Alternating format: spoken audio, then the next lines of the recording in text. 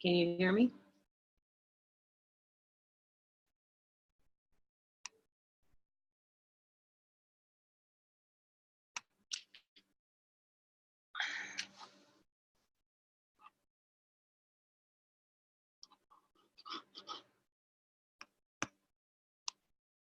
Hey, Kelly, can you hear me? Can you hear me? Can you hear me? Howdy, how are you? Can you hear me okay?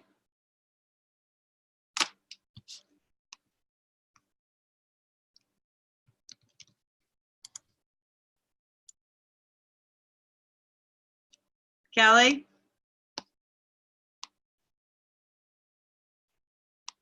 Kelly?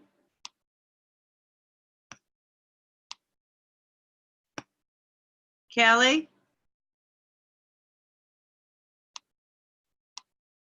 Kelly?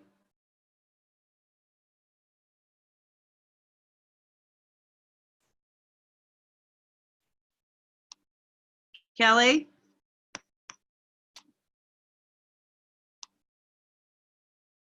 Kelly!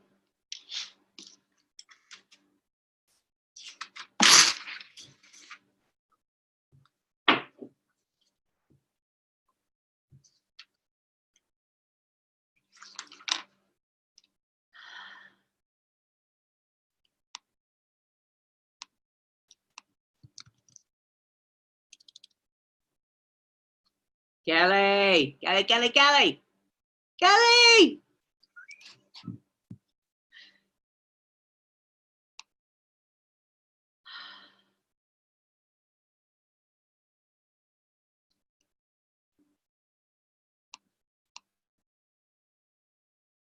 Hello?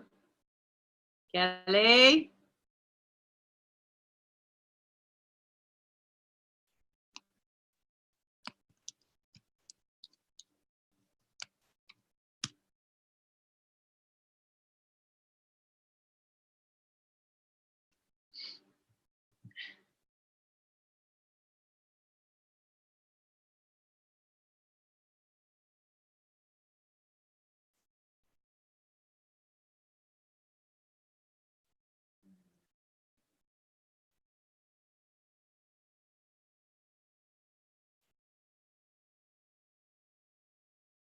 Kelly?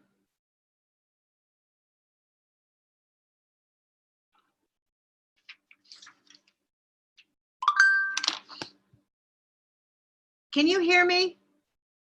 Oh, I can't hear you. So I wonder if it's my microphone. I was wondering if I was. Oh, now I can hear you. Okay, no, it was, I have to check, like, push a code in. I don't know why. Oh, and before it said that it couldn't hear me, so you can hear me. Whoo! I know, it's always weird at first, 'cause we all sit here quietly. I was yelling, Kelly, Kelly, can you hear me? Kelly, where are you, girl? Come on. Crazy girl, crazy ass lady.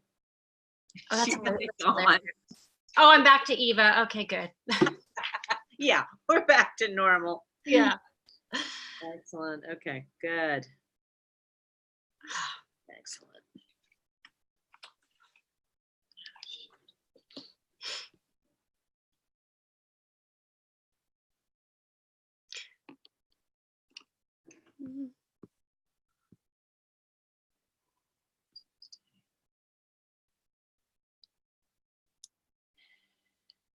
No, I can't hear you.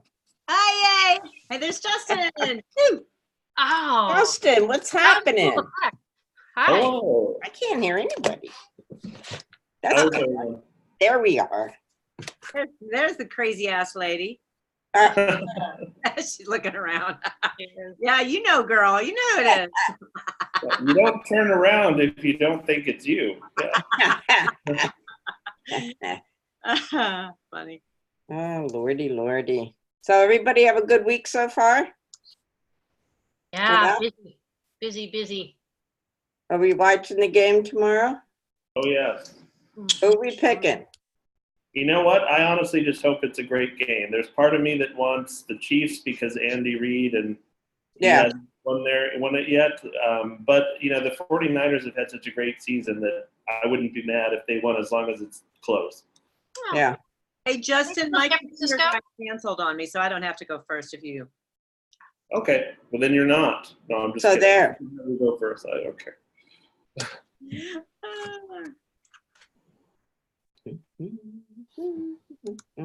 I feel like we're the Brady Bunch when we're here. Exactly. I'm like look down at you, Justin. There we go. Marsha. That Yeah, date- yeah. that dates us a little bit that we know what that is, right? Oh, come on. It's on TV Land, or is TV Land still a thing?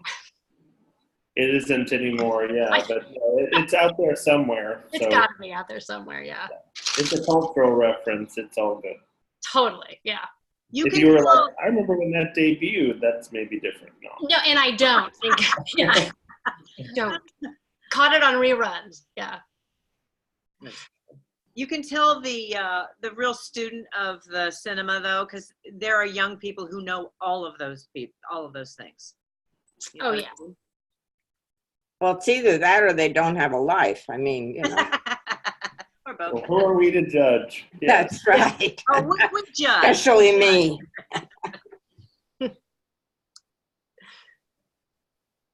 So we'll wait a second for Marty, and then otherwise we'll just kind of go for it.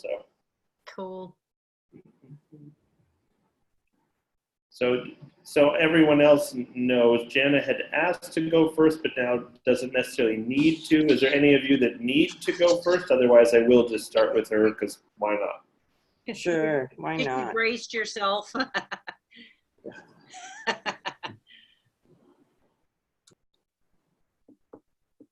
Julianne, what time is it there?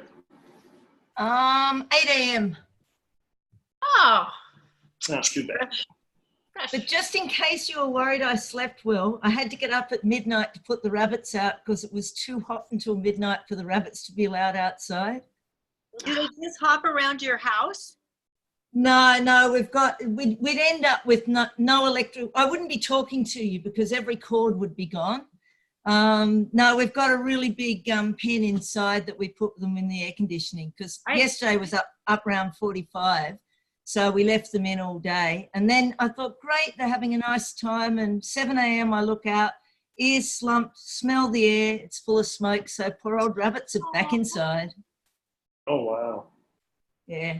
They've had a tough summer this year. They've never been in this much because they've got a huge area off our top balcony, which and they really love it, having the indoor-outdoor sort of feel. Aw. Wow. There he is, the man, the legend. Where's your wine, Marty? Where's your wine? Yeah, where's your wine? No, not today. I just had like a margarita and a half. Oh, that's That's even more. blue. Hey guys, how you doing? I just went out and socialized. How dare you have a life? I was gonna say that's loud. Yeah. It was actually business as well. I bumped into a potential production designer for the film I want to direct. I'm directing. So that's Awesome. cool. She has anyone seen Bait yet? The Cornish movie. Mm-mm. It's up. Anyway, she was the production designer on that. It's up for a couple of BAFTAs, which I know it doesn't mean anything over there. It does. Come on now. Anyway, so Penzance is a small town. So I went out. It was basically margaritas plus business. That's the best kind of business meeting sometimes. How Yeah. you doing, everybody? Good. You know you're in trouble when it's a breakfast meeting, though, and you're having your margaritas. A Dude, breakfast Dude, meeting? it's 9 o'clock here. I was going to At say, not night. on Saturday night in England. Well, I've made up for Marty's lack of a drink. This is pure vodka, so it looks. Mine's bigger than yours. Moonshine. Fair enough. I'll leave that one alone right there. Too. That's great. She's got bunnies. That explains it. It does. It does. Cool. So, Jana, are you ready? We'll I just am. start with you. If nobody else wants to go, I will. Very good. Thank you. Of course. So I got quite a bit of stuff for you, but all good things. Okay, good. I hope Yeah, be kind. you know me. First of all, I got to tell you, I love the first act now. Okay. I'm not really missing anything, and I feel like we're moving, and Yeah. it's really good. So hopefully you're feeling the same. I've got the time problem, but that's the only thing that I can see. Yeah, but I'm not worried about that. Okay. I feel like once you kind of have everything, it'll kind of solve itself in part. Yeah. I think the first note I would have, though, is a tough one. I think that this Jana Zinzer, who you have on the script, you got to get rid of her. Get- Yeah. get But her other out than of that, we're good. Yeah. She's bad news. That's my Bad news. problem. That's why I haven't made it. That's it. Yeah, that's it. So this might seem defeating, but I promise it won't be. You'll have to change the opening song from Aladdin, because if it is 1989, Aladdin wasn't around until 92 as a movie. Yeah. Okay. But I had that problem a couple times, so I'm glad you caught it. yep. So I think if you look at the song "Finishing the Hat," listen to it and read the lyrics and see what you think. But that's one that I thought of that could work. Plus, it's a lovely tune. What musical is that from? I think it's Sundays in the Park with George, another Sondheim musical, which is most of what it is because of Hello. He's like the king of, the musical. Yeah. Okay. Barbara Jean is my spirit animal. I just love her. I do. Uh, I want to enhance her too. I'm not done with her yet. I think a little bit more shape. yeah, you can go another little, but she's good. So on page 6, you were thinking of maybe some kind of a sound or something to like startle Mel when she's on stage at the Kennedy Center. It could be like a sandbag, Oh. That falls because from they the use top? those on stages. The ones that What's come that? down? Do they come Yeah. down? Yeah. Yep, because that would scare the hell out of somebody if they weren't expecting it. Yeah, absolutely. Or a prop. How do you could be sandbags, doing how are they released? Is it a rope? Yeah, Like what if she stumbles and grabs the rope and it comes down and so it's her own Exactly. fault? Yeah. exactly. Yeah, like when they startle her by noticing that she's singing, it could be Yeah. really simple, organic. Yeah. Yeah. Okay. Got it. So I like the nail salon. I like that. Okay. That one It's kind of like, what's that? the scene when she's there and she's freaks out. Yeah, because in some ways it's kind of like her last real outing. Right. It And is. then I like it as a tie-in to her, like looking at her nails or doing her nails throughout the script. It's a nice kind of touch with that. Okay. Um, You had said something earlier which made me question it, which was you said, which is true, like painting her nails is her calming mechanism. So then I thought, well, maybe it's not a right story point because she's startled there. But then I thought it is a good story point because she was trying to be calm and she wasn't, and it's near her collapse. So, okay. I thought of that as well, but to talk Okay. it through. This is a super minor thing, but on page 13, I would cut "for you" from Jennifer's line there, because then it's more like a mutual bummer. Okay. Like Jennifer's going to be more excited for herself, but she's not going to probably show that to her friend. Right. Okay. So if she does miss the audition, this is like page 18 right now. Right. Let's have her hear a message about it or something. Okay. And maybe you show it even on the calendar, like it was a week ago or something. Big red letters audition, and it's X'd out now or something. Okay. Any of those little visual or verbal kind of things will help. Okay. So if you end up jumping to, 1991, which would be like page in the 20s there, 21 and 24, you Yeah. wouldn't be able to use Frasier because the first episode wasn't until 93. Okay. You could use I think all those time things have to be redone because I had him. This is my time problem. I started them freshman year and then I jump after she graduates, which is a 3-year thing. Yeah. But now I have everything happening all at once, so I think I could jump to something further. You can. Yeah. Yeah, you totally can. So, again, I'm just giving you things that if Yeah. you kept it roughly where you have it, then just to Yeah. pay attention Because right now it goes from like 89 to 91 to 2009, and then basically to present day, 2018, 2019. Yeah. Right, right, 2020. okay.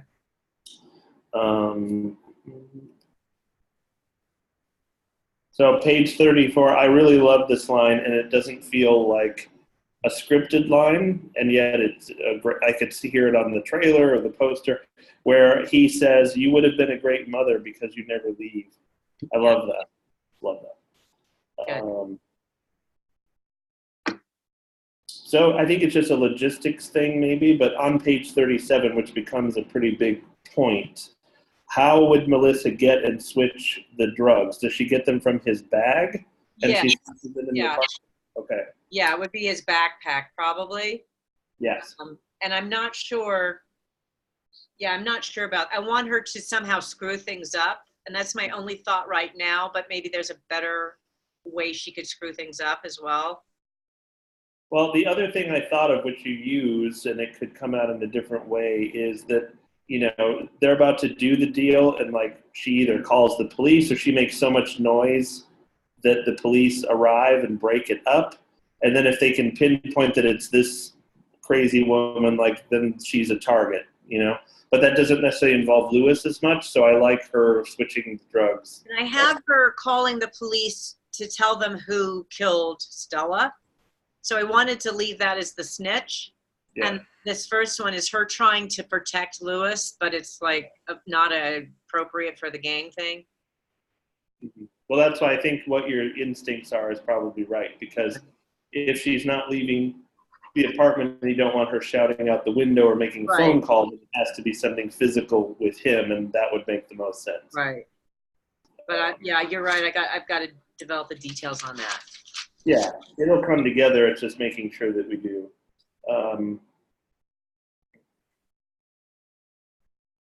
Oh, this is kind of cool. So on page 51, as it is now, if you wanted to transition kind of for the last time in terms of transition, so now we're just fully in the present. Right. I would give Melissa the last line or the last look after Jennifer says, "Blake's waiting."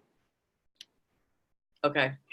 You literally could like kind of zoom in on her and like pan out, and she, she's changed, but not really in any right. Something from the editor and the filmmakers. Okay.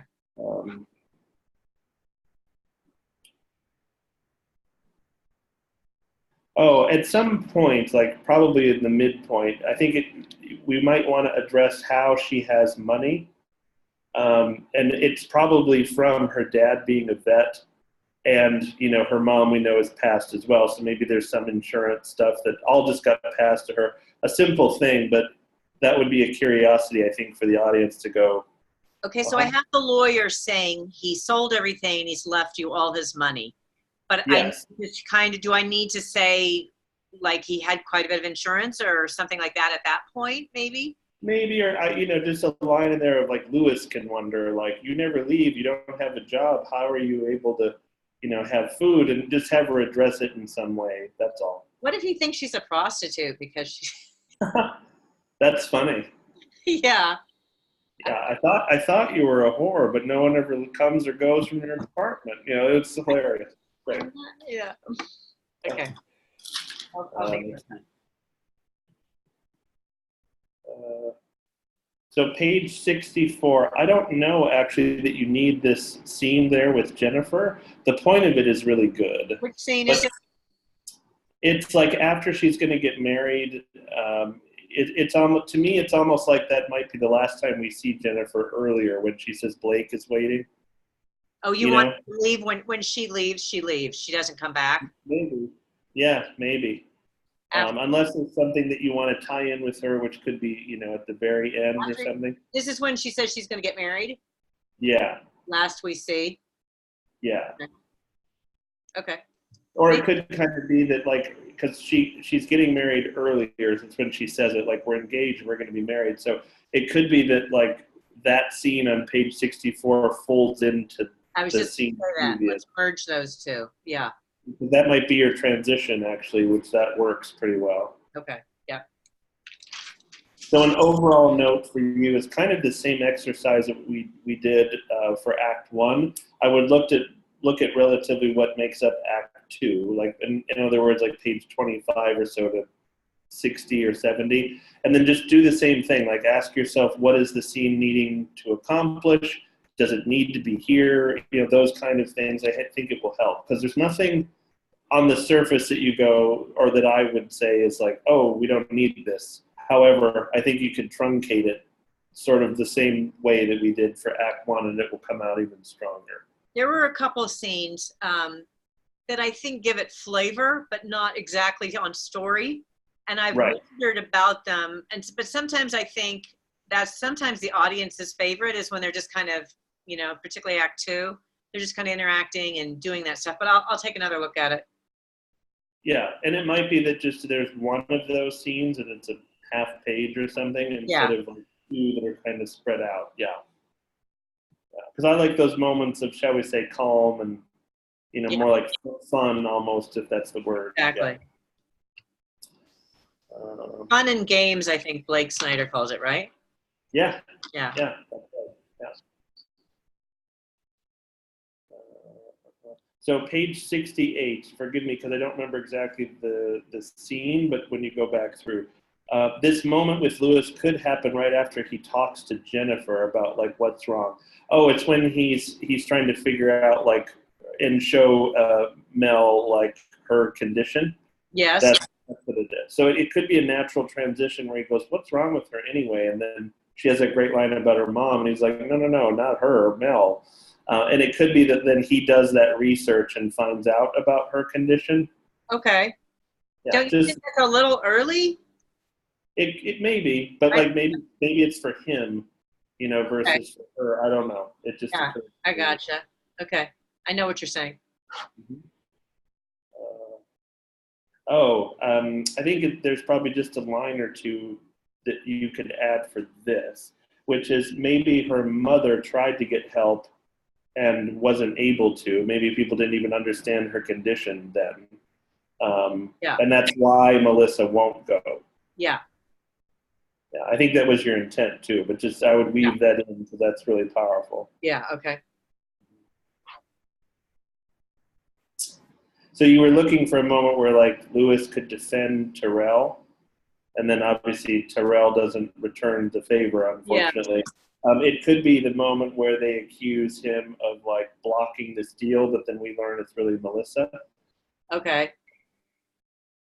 It just seems natural that without having to add anything, that would be the He moment. defends him. Tyrell defends him there. Yeah. Yeah, that would work. I love that she forgives her mom. I think that's such a great moment. Yeah. Glad you added that in. So this is a funny way to say it, but in terms of helping with, you know, condensing and really looking at Act 2, it's really pages 45 to 80. Like I kind of zoomed in on what it was. Because to me, there's some great scenes and great moments and certainly great plot points, but the script as a whole gets really, Is it I don't know slow? what the word is. No, not even slow. It gets really like, ooh, now something more has happened, I guess is the way to say it. When Lewis's mom dies, and right before then we lost Barbara Jean as well. Because now you've forced like Lewis and her together. There is no kind of, you know, antagonist, and then it becomes really their journey. So are you thinking that's the good part and the other parts need a little shrinking, or that I need to shrink that part? I think that's the good part, because that's the good again, like the beautiful relationship is she and Lewis. Yeah. So it's almost like it's the forces that are holding them back from themselves, but also then kind of from each other. Yeah. So once those things are removed, it becomes like, well, what are they going to do now? And that's your third act. Yeah. Yeah. But I feel like what will end up happening is probably 10 pages or so, maybe not that many, but will kind of just drop away naturally, and yet all of the great stuff that you've developed will still be there. So do you think like page 25 to 40 is my cut zone?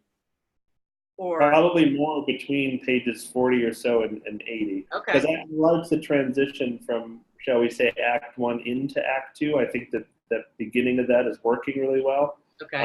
It's more that bigger chunk in the middle, because again, the Act 3 point is pretty clear. Not that we have to be rigid about acts, but I think it helps to No, talk I about. like to at least have a Mm-hmm. solid outline of that.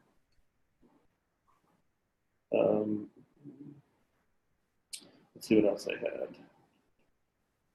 Oh, what do you think about her and maybe she and Lewis, like visiting her father and mother's grave?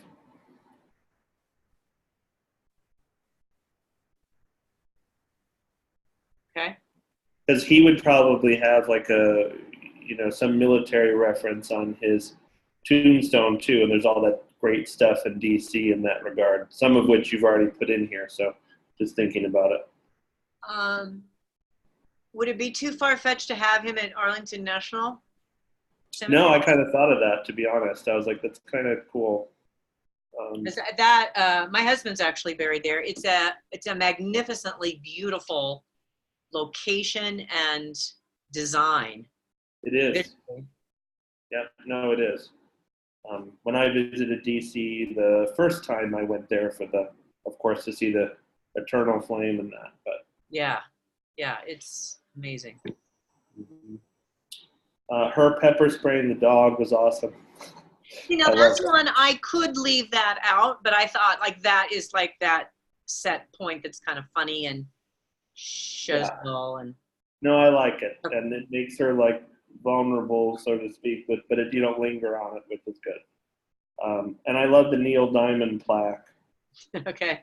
What about that one line? I think I suggested, should I leave it out? I used the handsome as shit, like, I think 3 times. So I was wondering on that last time, is it too much? Yeah, maybe cut the second one because I like it there, or find another like reference, or she could just say the word just handsome and pat it because we know what the reference is. Right. Yeah.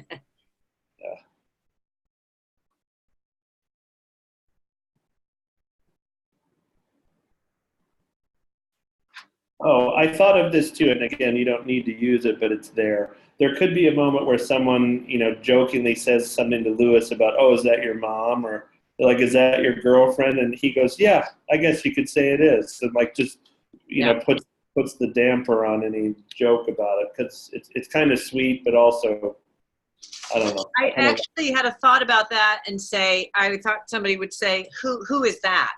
And he would say, my mom. Sure. Yeah. Claiming her as his only really adult influence. Yeah.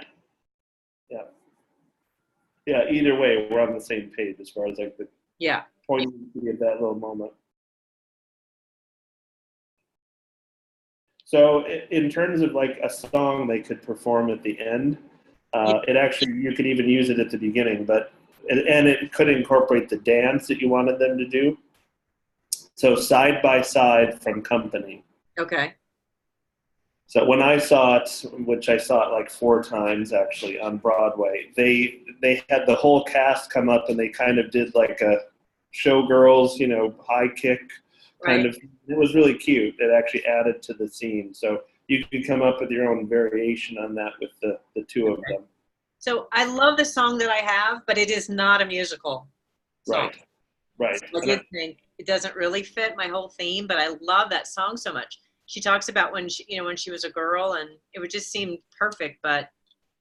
Well, see if you can weave it in before, I don't know, but because I love the lyrics of it too. I wasn't sure what it was from. I was like, oh, it's not a musical. It's a Susan Boyle song. Yeah. So so that makes sense if you've got a better one for the end. Yeah, because like the lyrics of that song, taken out of the context of the play work. Because it's like we're ports in a storm, like we're going to get through everything because we're side by side. Right. Okay. I love that. Yeah. Beautiful. Oh, and then I have to say, which I'm going to embarrass you in front of everyone, but your notes to yourself where you said "gag me with a spoon," it's time. I was like, she's so mean to herself, but it was funny. Good. And I remember saying that as a kid, so I should bring it back. Why not? We should. I want to bring groovy back, and I'm having a tough time, but I think groovy is just such an excellent word.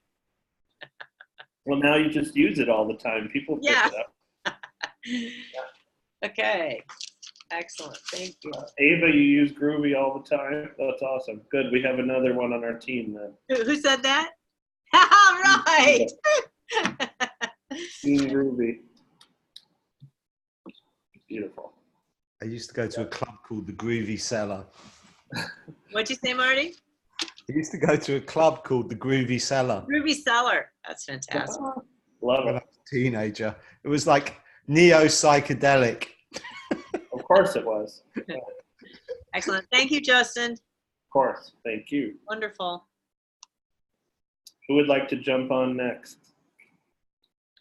Somebody just pop on and we'll do it. Oh, we're all on. Look at that.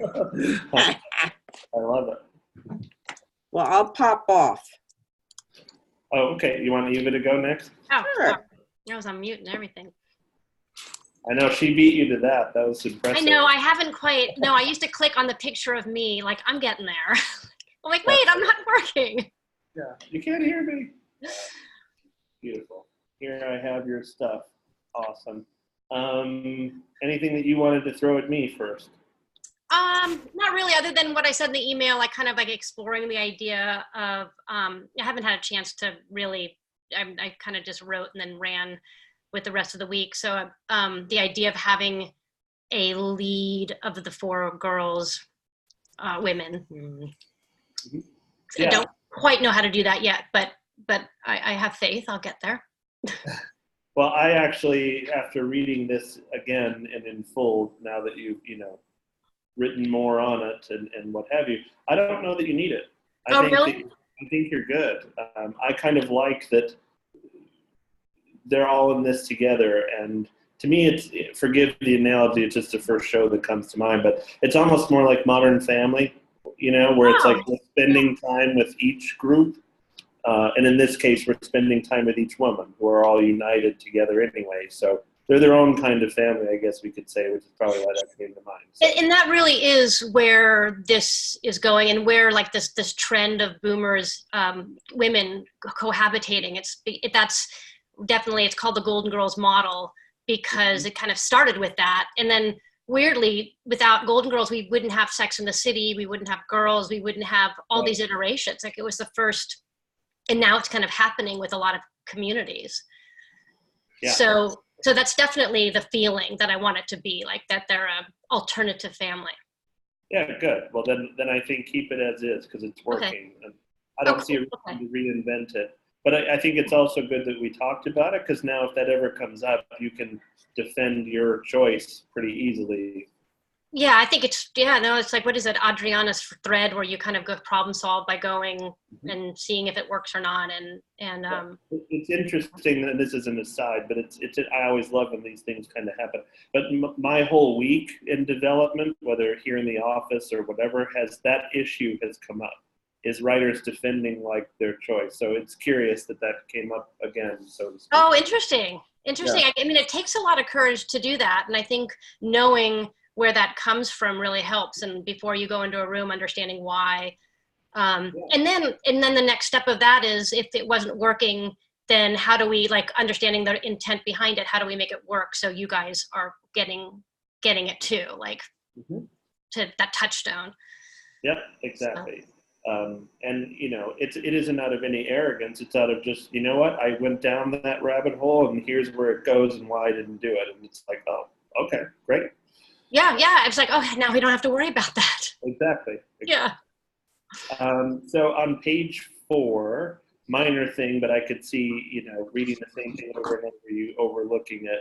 It should say mahogany coffee table, and you left the word table out. Yeah, and I almost sent you another draft. I'm like, I'm not going to do that to him, because I went through. But please point all those out to me, because I was running and gunning, but I want to do a polish, and I want to rewrite a lot of that stuff. Oh, of course. But that's one of those that I could just see, it's in your head, so you just don't read it that way. Yeah. Totally. No, and that's we've always been talking about that, and our brain compensates. Right, exactly.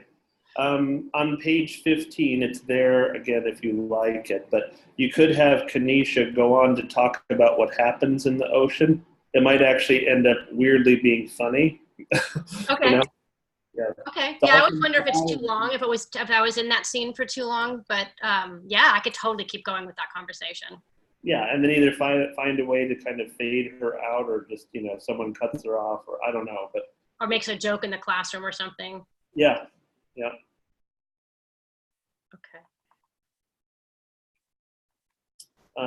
This is a moment to kind of, I don't want to say humorous, but you'll get it. So Yeah. on page 16, you could have the principal give pause before he says the word abortion. And he could even say it so softly that she has to go, what? Oh, yeah. Oh, yeah. Like, people whisper certain words like cancer. Uh-huh. Yeah. Okay. And the thing I liked about that was it shows her position. Like, not only is she not afraid to talk about it, of course, but she's also going to be like, look, this is a valid choice for this girl. Right. I didn't tell her what to do. I'm saying these are your options. Exactly. Yeah. Yeah. And I thought this too. She could answer him in a hypothetical without admitting anything. In other words, she could go, if I did talk to someone, I would probably have said blah, blah, blah. Okay. I kind of like that too. I like that for her personality. Not admitting guilt, but admitting that that's an opinion. I mean, that's her stance. Yeah, exactly. And she sort of is admitting guilt, but you'd never be able to pin her down on that because she's phrased it in a hypothetical. So Exactly. Like I didn't say that. I said if I had, yeah. uh-huh. Yeah. Because I have a feeling that that's going to end. That conflict's going to just get bigger for her. Of course. I think that's great. I love that you set that up. Yeah. Because you could do that with this issue, this specific incident, but you could also bring in other things later too. Oh, yeah. Like her teaching methods just in general, yeah. Yeah, absolutely. So I think, you're intending this, but I would write in kind of what I will call a visual gag about the recycle club being 2 people. Oh, okay. Yeah.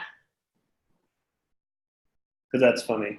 Okay. We've called this meeting to order and like there's one person in an empty classroom. Oh, I like that. Yeah. Where maybe Kanisha takes it all seriously and Yeah. because Sheila's so patient, and then just kind of dive into that. I like that. So another minor format thing that, again, I just want to be sure that you catch. On page 19, it should be Sheila's dialogue, not Kanisha saying, take them all if you want. Oh, yeah. I rarely see those, yeah. Especially because good call. Thank you. Yeah, don't ever miss those for me because I could use them. So on page 19, this is a what if, but what if it's like a downsize your life countdown or something? In other words, it's like a spin on what's really happening. Okay, let me go. Where's page 19? Let me go grab it up. What's going on in there on 19? Oh, you mean like when we get to Susan's house? Mm-hmm.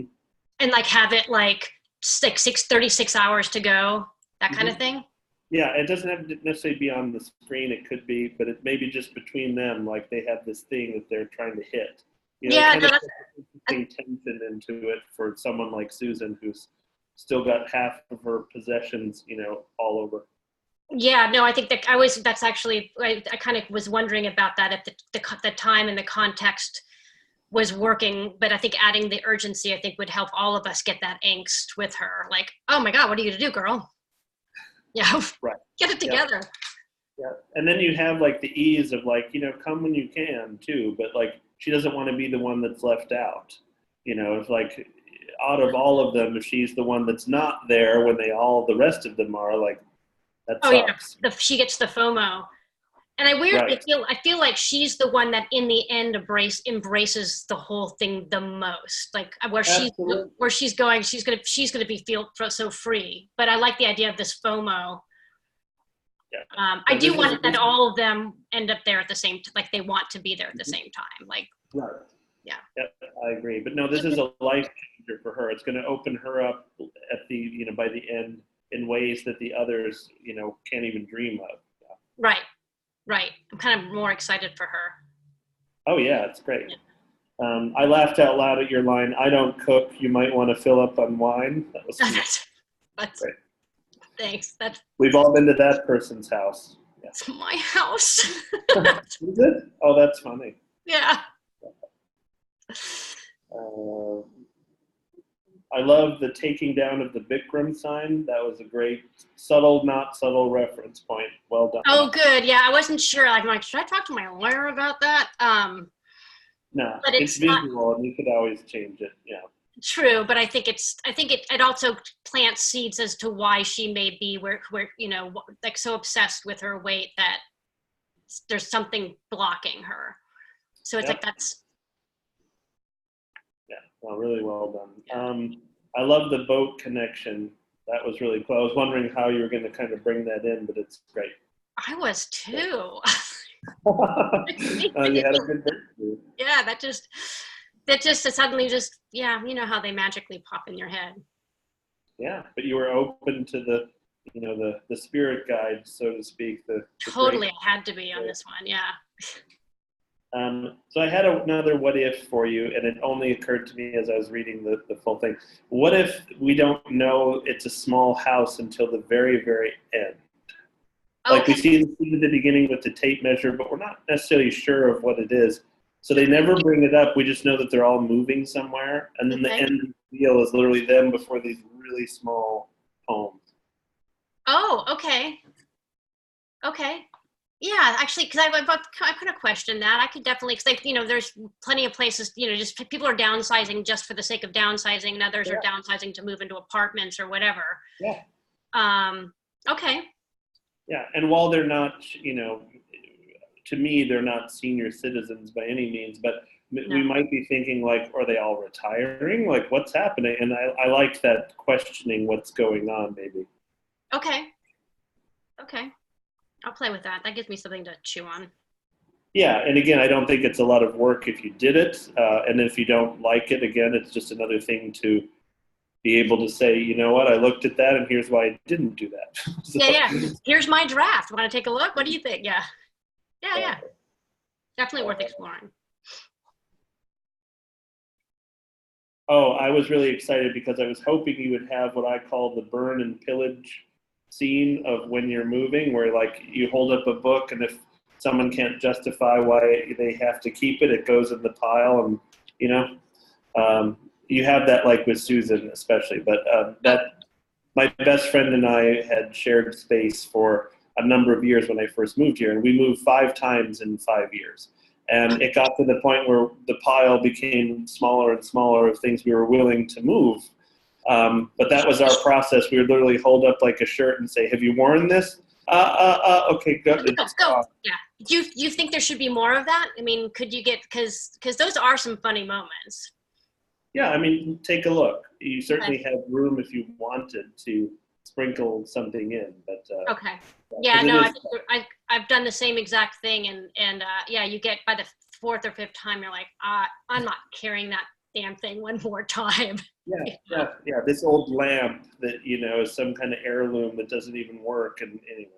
Yeah. That was Okay. another real one from the house I grew up in. So my sister tried to get me to bring it back the last time I was in Minnesota, and I was like, "Hell, I'm not moving that thing. I don't even know why you have it." But anyway. Yeah. No, it's weird how we attach ourselves to things like that. Yeah. And moving does help. That's for better or for worse. What if they gave a name to their community? Oh, I like that. I like that a lot. Yeah, because then too, it could be interesting if you're always referring to whatever the name's going to be, and as an audience, we're kind of like, what the hell are they talking about? And then at the end again, with the houses, you have whatever it's called, and it's like, oh, that's what the Oh whole yeah. thing's about. Okay. I actually like that a lot. And I think it really speaks to Sheila's intent as well. Like I think she would name it. I do too. Like Yeah. the others are just kind of on board, but for her, it's got this big purpose. Yeah. It's a super purposeful and personal. Yes, Yeah. exactly. It's probably some sort of quasi-spiritual name of some sort too, Yeah. Ooh, this Not is, not Phoenix, but that kind of idea of rebirth. oh, and- totally. Like Phoenix Rising from Uh-huh. the ashes. Absolutely. Yeah. This is gonna be fun. Yeah. Okay. So I thought too of 3 scenes you could add Okay. that would fit right in. One is kind of a moving party, Okay. which sort of goes into what we were just saying about hold up the item and all that. Okay. Yeah. It could even turn into a bonfire, which is sort of funny. No, we're so in sync because I actually had a bonfire with my friend who a lot of this is inspired from, and like she would, we would go like every week. I lived with her every week, and we would go in and burn something and do a ceremony around it. And at one point, I'm like, what's in there? Like what are we burning? She's like, oh, that was my ex-boyfriend. That was a journal that had my ex-boyfriend in it, or whatever. Yeah. So that's I wasn't sure if that would be too much or too weird. No, I think that's fun. Again, it adds into especially Sheila's kind of thing. But if they each have to bring an item for the bonfire, even I don't know. But like, No, I think all that's really great because my friend had a whole ceremony and like with tobacco and yeah. It's so I have fun with this. Oh yeah, use Yeah. it for sure. Use Cool. what really happened and just tweak it. Another scene could be the selling of at least one of their homes being finalized. Okay. That moment of like they turn over the key. Oh yeah, that finality. Yeah. And then the last thing, but you don't have to do it in this episode, but it could be Leslie's divorce. Okay. But I think you have the room to add those things. Okay. Okay, so- cool. Yeah, I wasn't sure if so. In terms of the ending, obviously I'll work with the whole reveal, how we reveal the houses.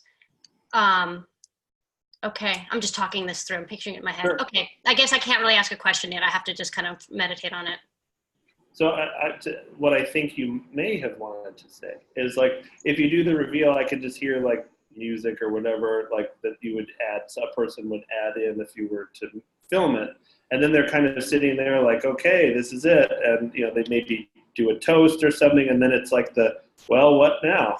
Which you have. I think that works. Yeah. Fine. Okay, it could be funny that like they move stuff, like things are moved in so fast too. Like it could be like, okay, we're done. Like Moving day, and that's it. Yeah. yeah, all of this like anxious. Okay, all right, yeah. Mm-hmm. Play with that stuff because it's not only visually funny, but it's also like pretty jarring. Yeah. Okay. Oh, good. That gives me excitement. I wasn't sure if I was. There's always that balance. Am I putting too much? Is it getting to be? There's always that balance of scenes, and I always feel like I rush. I did feel the ending it felt a little bit rushed. So this gives me some stuff to put into the last couple acts. Yeah, and the last thing I would say, which is to you specifically, but it's to any of you all who are writing a series, is I've said this before, so forgive me if I'm repeating myself, but I heard an agent at WME, and he said the best thing to me about pilots in particular. He said, I love reading a pilot, and at the end, I am just overwhelmed because they put everything in the kitchen sink into the pilot. And I'm just so, oh my God, my brain is about to explode that I have to almost reread it right then.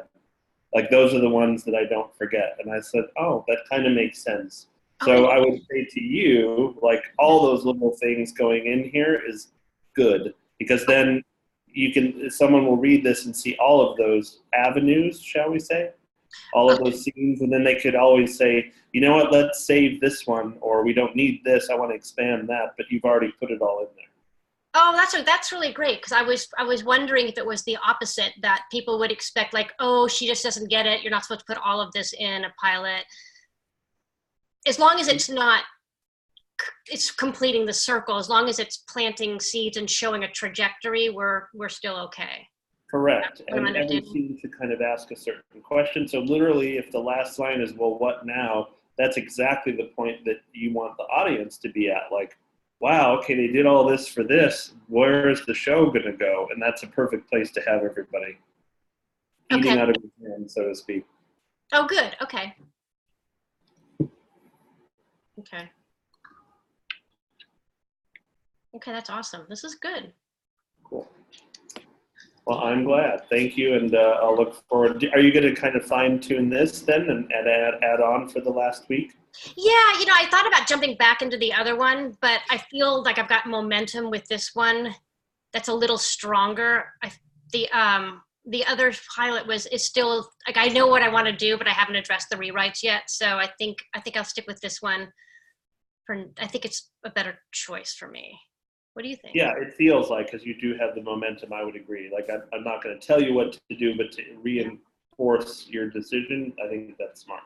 Because by the end of next week, you're going to have something that you can then look to, and then just once you develop where it goes from there and like a pitch packet, you can start to bring this out and people will get it. I feel like I'm closer with this one than I am with the other. And I feel like I should go for the low hanging fruit first.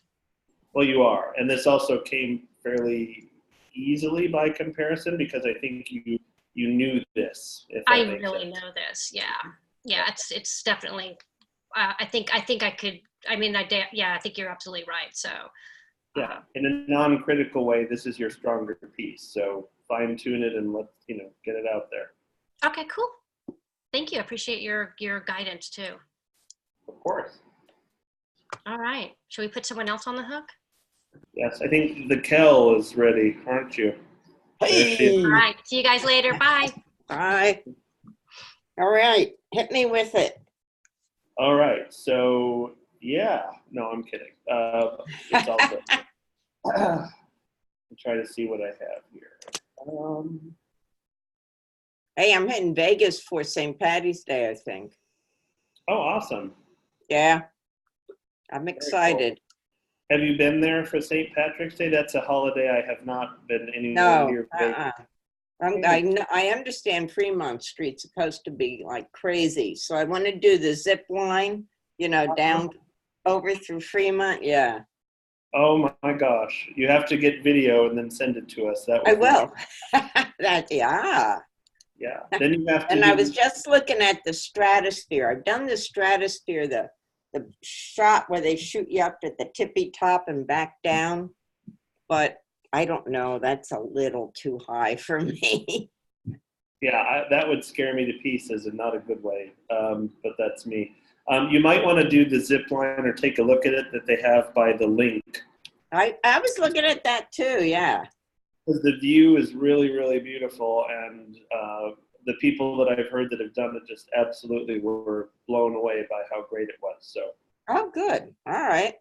Yeah, cool. Do both. It's your zip line trip. Cool.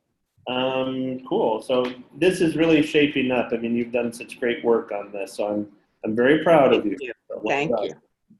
So I only have a few little things. Let's see. Pages 6 and 7, you could trim a line or two in there, but it works fine. I'm just throwing it out there to be annoying. But there was nothing that jumped out like, oh, you don't need that. Okay. So by page 11, and again, you might just defend this, which is great. But when Rose is taken, do you think that we need to refer to the victim that kind of opens up the film at all, or do we have enough resolution with them that we don't need to necessarily ever go back to that moment? I didn't think of that. Yeah, it occurred to me now, kind of reading it with as fresh of eyes as I can. Yeah, you might want to just close out that case, if you will, or that moment, because it's a great opening scene. It propels us right into the MO of the tall man, certainly, and it gets his name in our head, which is all awesome. But yeah, there might just need to be a beat of closure, even if it's a seemingly throwaway line from the police. Okay. So close away the opening, the teaser part with reference to the lady that they found running down the road, right? Yeah. Okay. Yeah. So like if she's not alive anymore, then that's that. If she is, but she's totally mentally just gone or something, then she can't, she's not a reliable witness. And anyway, you know what to do. like, I think the tall man too could have a photo of her on his wall or something. It's a nice throwback to like that moment also, if you like it. Yeah, maybe I have a picture framed and it'll be the one that got away. Kidding. That's funny. Disturbing and funny all at the same time. So page 13, I would really look at this and make sure that the point of that scene, it's the one between Meg and Shauna and Lori. Just make sure that we're getting in and out of it as soon as we can. I love their interaction. I love the setup of learning the dynamic of their family life. Okay. So again, like I'm trying to be as laser focused for you as possible. So one big point of the scene is learning that Meg struggles with alcohol for sure. And we learn that, you know, she's part of a female couple and they have a child and that. But again, just kind of look at it. It could be that you could intercut that scene with the discovery of the body, which you kind of do, of Rose's body, that is, but, you know, see about weaving that in, because that could, the lightness of their family dynamic played against the horror of losing the sister that we just saw a few pages before or moments before, that could really play powerfully. Okay.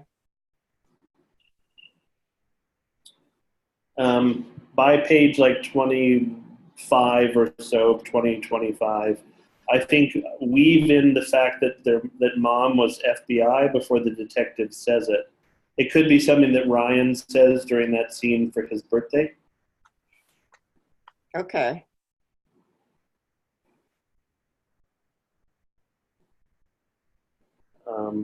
And do you feel like their mom had anything to do with the tall man's father? Like, she has the file, yes, but did she actually investigate him? Did she help catch him? Or do you not want to go that, shall we say, on the nose with it? Well, I mean, I could always have her have them refer. Well, it looks like mom did look at Bartholomew Del Rey as a suspect, but nothing came of it because, you know, they didn't really look at him too much because everybody liked him and the cops liked him and all that stuff. But I don't know. I'll have to think on that one. Yeah, it's just because I feel like you could have, like, mom right now feels like a potential plot thread that doesn't get pulled fully, except that she just happened to have these files. But if it was something like deeper, it's kind of like they're keeping mom alive, which I kind of like. Because then you Okay. never do a flashback to her, and yet she's kind of in there. Okay, yeah. Like, maybe she knew it was him, but she couldn't prove it. That way, like, Ryan and Meg taking down the son kind of has more poignance to it and relevance. It's like they get the justice that mom couldn't get, kind of thing. Okay, Yeah, it's an idea, because you have it there for sure. all right. So page 26 for this scene, this is between Shauna and Meg. The real key is that we just need to know that Meg is going to stay with Ryan. You could almost cut the rest of that. Okay, So just, you know, take a look at it and see.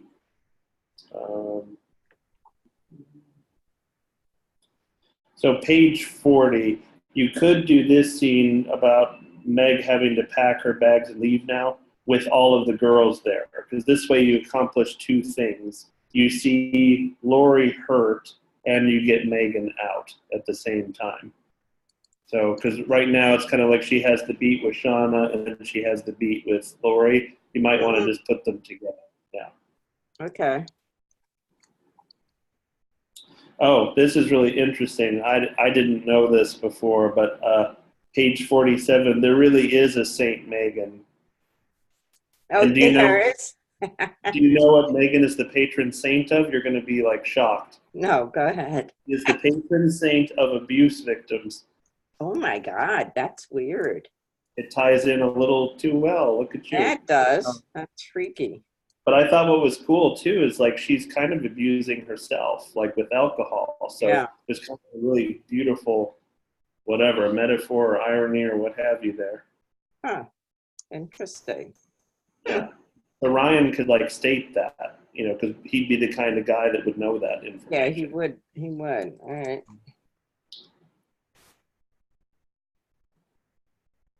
So do you picture that Bartholomew, even though this is not his story, was he caught or did he just die like of old age kind of? He just died of old age. You know, he trained his son in the best of the best, if you will, for how to kill people. And Right. his son just picked it up and moved on. Yeah. There could be some kind of, again, without having to do a flashback, because I think it's great that you managed to avoid them for this.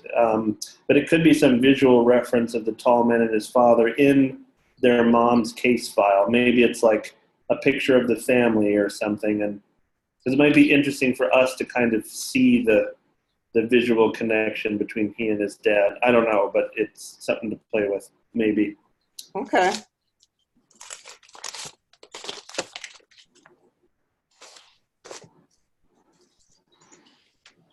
I love what you've done with like these natural transitions, by the way. You're very good at that. Where like Meg kisses Ryan and then the tall man kisses the sister. You know, it's like you have these things like in there, his sister rather.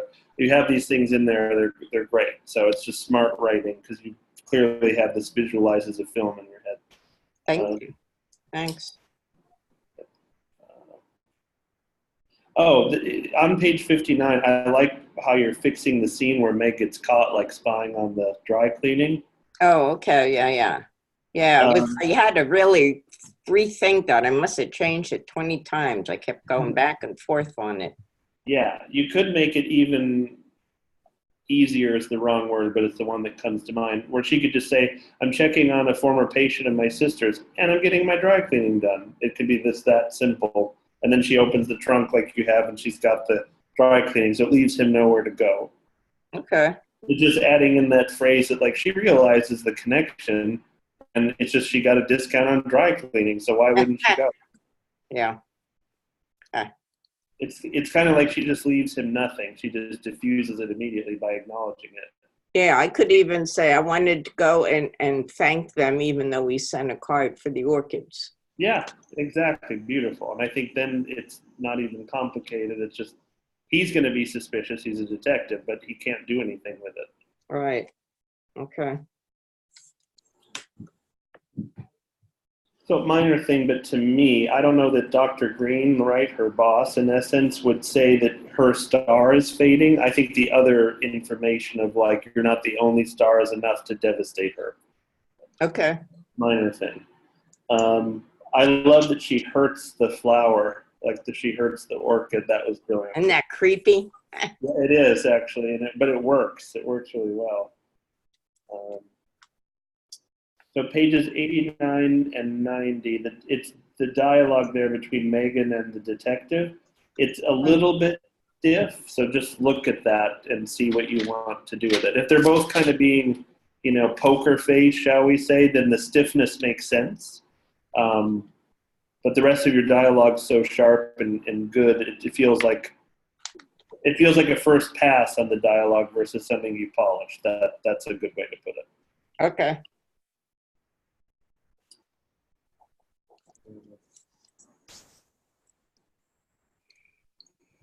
Oh, and this is just more of a protocol thing, but on page 98, would they announce on the news that a case has been disbanded, but it's still open? Mm-hmm. I wonder about the terminology of it. Okay. Yeah. All right. I'll figure something out. You know, maybe it's a press release and they say we have no new leads at this time. The case remains open, and that's enough. I don't know, because I've seen that done. Okay. It's the disbanded, I think, that kind of was like, I don't know if they would say that. Yeah, it could be the team's disbanded, but yeah, I can get rid of that completely. Yeah, exactly. Maybe the special task force has been disbanded. Yeah, there we go. That's probably it. Oh, and then two other real quick things. So page 91, this is when she's brought into the police station. Mm-hmm. To me, her leading off with the statement about the cleaners immediately makes her a suspect. But maybe I'm putting on too much of my detective hat. So that's page 91? Yeah, it might Okay. be that she's asked about it, but if she's the one who begins the conversation, it's like, guilty much? You know, she doesn't even really know why she's called in there. Yeah. Okay. And then the last thing is a compliment because I very much mean. I love, love, love the ending. I love how you put the orchid in there. I love how the detective shows up and it opens it up for a possible sequel, but it's closed at the same time. Smart. Yeah, I could not figure that out for the life of me. And I just put that together like right before I sent it to you. I thought, well, she runs, you know, and okay, so let's have her run by the grave, you know? It's great. It's great. And it's visual, which I love, you know, when it can be. Yeah, Well done. thank you. Yes. Who is the stuffed bird behind you on the table? That is my Aussie, I call him the Aussie flamingo. Oh, he's awesome. His name's Sam. Love it. I love it. Yeah. He's my actually muse. Yeah. No, I love it. He watches over while you write these crazy stories. I love it. Awesome. Well, well done. Thank you. I think I'm gonna present you with a new one next week. The Okay. beginnings of a new one. Perfect. Yeah, so we'll see. But anyway, thank you for your help, and you really centered me, focused me, because like I said, I tend to go all over. Yeah. Well, that's what these sessions are great for. I'm glad to be part of it in this case with you. But and I said this before, but these incubators in particular, like so great because they really forced us to do exactly that, is to kind of stay on a track and have a deadline and all those things. I think they're really beneficial. So Right, yeah. Okay, Cool. thank you. welcome. So who would like to go next? Oh. Karen. Hello. Good. How are you? I'm good. How are you? Good. Good. It's been a long week, but I got revitalized like right before this, and I mean this because I knew I was going to see all of you guys, and it's like, oh, good. You know, it's like old friends in the best sense. So That's nice. that Thank helps. you. Yeah, I promise you, like I don't dread this. You know, sometimes things like it can feel like work, but it's more like, no, we're just talking about these cool stories, so it's fun. Anything you wanted to throw my way about the new pages? No, I'm just plowing along, trying to get the story out. So Yeah, but you're doing a great job. Doing a great job. Your process is yours, but what you have is pretty thorough, so that's exciting. It's fun to read. So I will dive in. Okay, Page 11, I laughed out loud at Jennifer's line, "That's no excuse to look haggard." That's great. Tells us everything about Jennifer that we would need to know immediately. It's great. Oh, this is more of a question for you. So right on that same page in that exchange, Meg says that her family is needy. And is she aware then of an imbalance at home? And is she saying that because she feels like it's her duty to meet their needs? Does that make sense? yeah, I think I feel like she kind of knows that, but she feels like it's her job to be the mom and to meet their needs. But she also feels a little bit of resentment Right. that they're so needy. So it's like a two-edged thing. So it could be, if you wanted to kind of milk that, because I know men and women, but maybe women in particular, because of what society's done, more or less. But who, like, maybe she says they need me, and then have Bonnie say something that probes a little deeper, and have it kind of open Meg up a little, like, yeah, it's a loss, Right. Okay.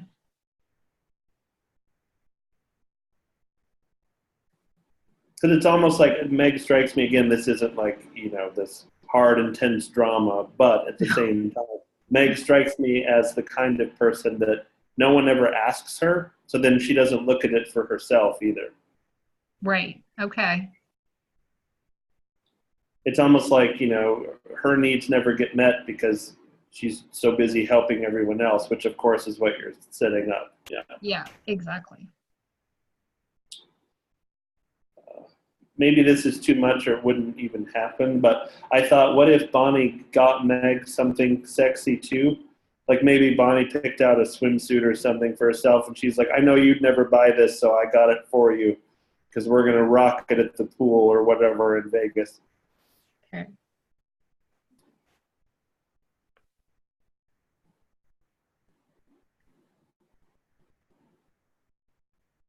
I thought of something like she could say something like, well, live a little, live a lot, just live, period. It's like that kind of idea.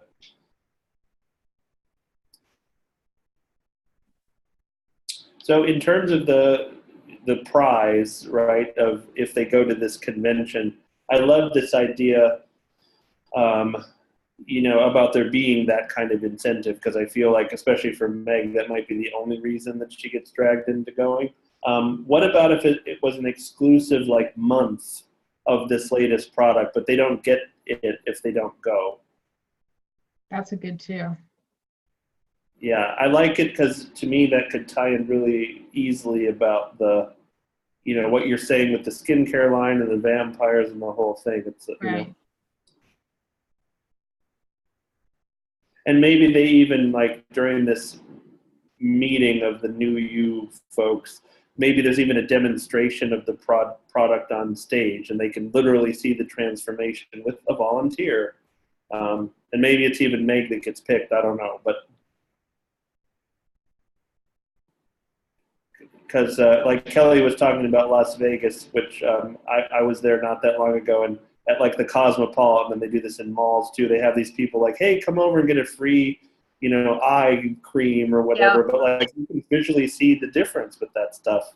And actually, that's funny that you say that, because I was in Palm Springs and somebody talked me into doing that exact thing. Yep, and then of course they tell you it's $80 for a tube like this, and I'm like, Oh, it was way more than that. It was like $300. I was like, are you kidding me? You're right. It was really. I was like, are you kidding? I don't care what it does. But see ya. Yeah. Yeah. So it could be that kind of moment here. Almost like this crusty woman is transformed before their eyes, and it just kind of adds into the whole thing.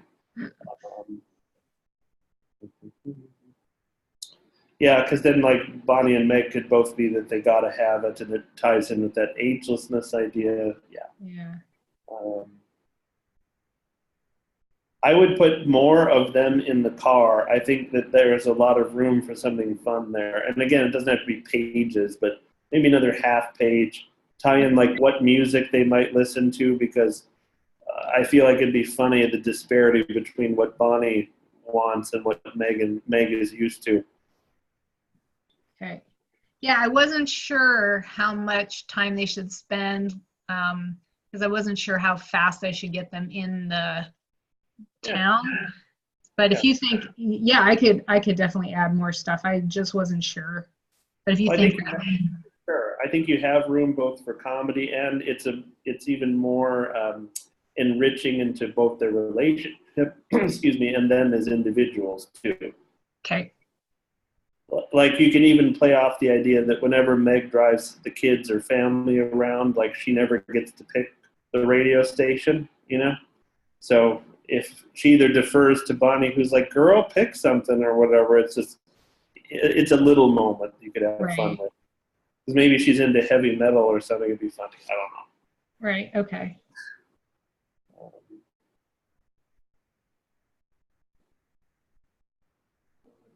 Yeah, because I thought, like, in the car, I feel like Meg could begin to loosen up a little, like relax, and then boom, have their tire pop.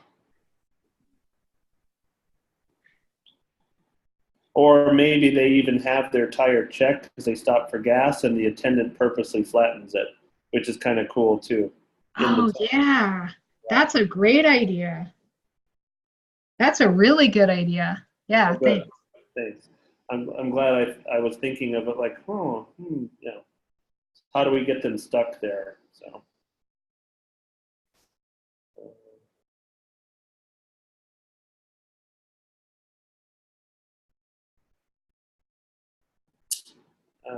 And I don't know if you thought of this yet because it's way toward the very end, but do you want to bring back Jennifer, our evil salesperson, ever? It'd be fun to watch Meg get her comeuppance against this lady. That would be funny. Yeah. Yeah, just a brief, like not even an epilogue, but just like to cement the ending. It's like she overcame vampires. This woman's nothing. Right. Okay. Because I think there's something fun and funny that you could do with the convention itself. It's maybe a brief scene at the end where she takes the sales position and, she's a different woman than the meek kind of mousy mom we saw at the beginning. Right. And again, maybe you could even allude to like Vegas itself being filled with vampires. It's like the sequel, Right.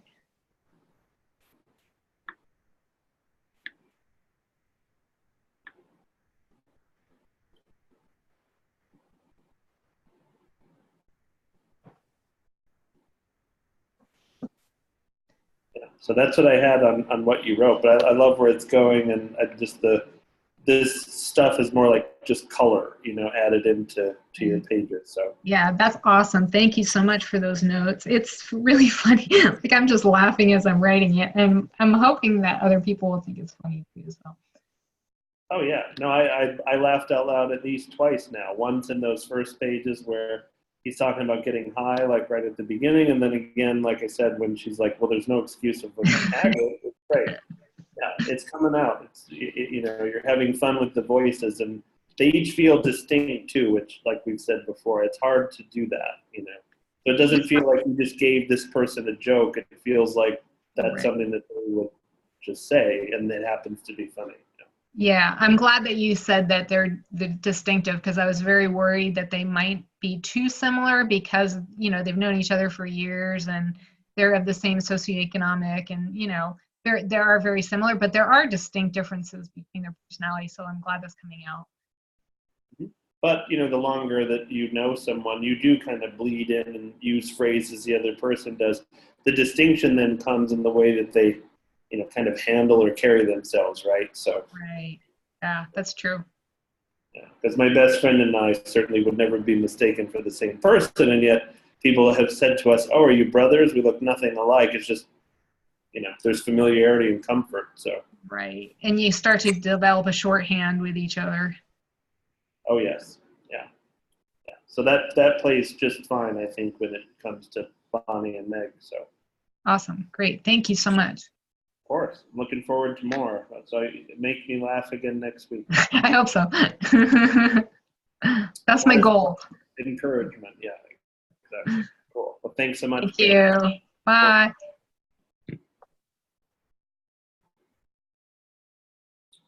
And then there were two. So who would like to go next? Should we do ladies first, Marty? Sure, dude. My mouth is full of cheese. What do you call that? Cheese melt? No. What do you call cheese on toast? Cheese on toast is what we call it. Yeah, well, in America, you have a different idiom. Grilled cheese, grilled cheese. Grilled cheese, yeah. Thank you. Thanks, Anna. Apologies. So, yeah, don't choose me. Very good. I won't. Don't cheese. He just said, don't cheese me. I'm sure he said, don't cheese me. Yes, don't cheese Marty. Good. I like that.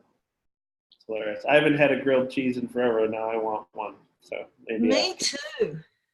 We'll all go make them. There we go. We'll report in next week. Yeah. Sounds good.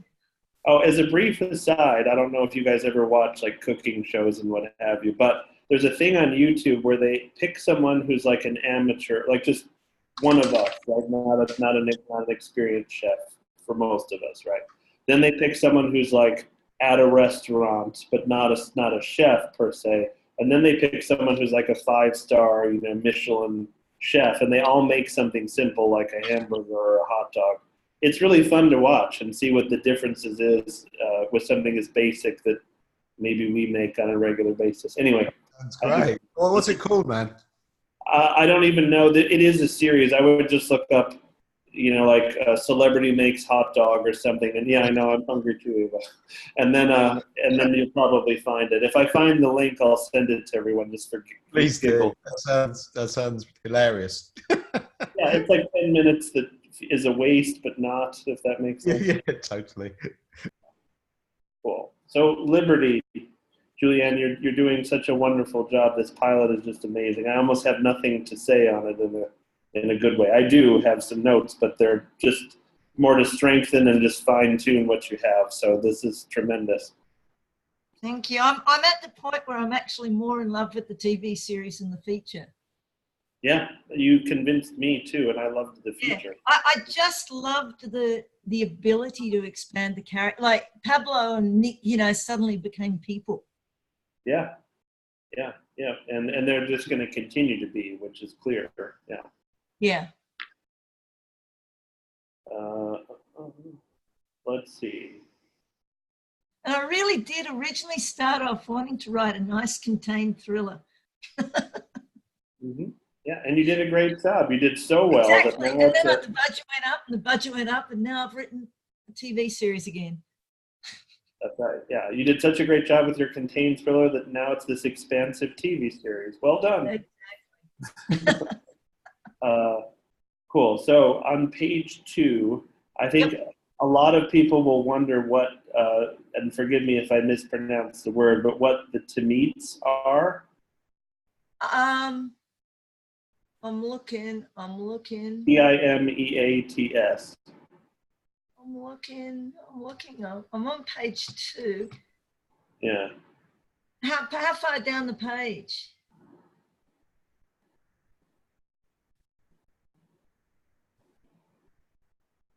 I'll find it for you. Don't get hung up on it. Hang on, I'll just do a Control F.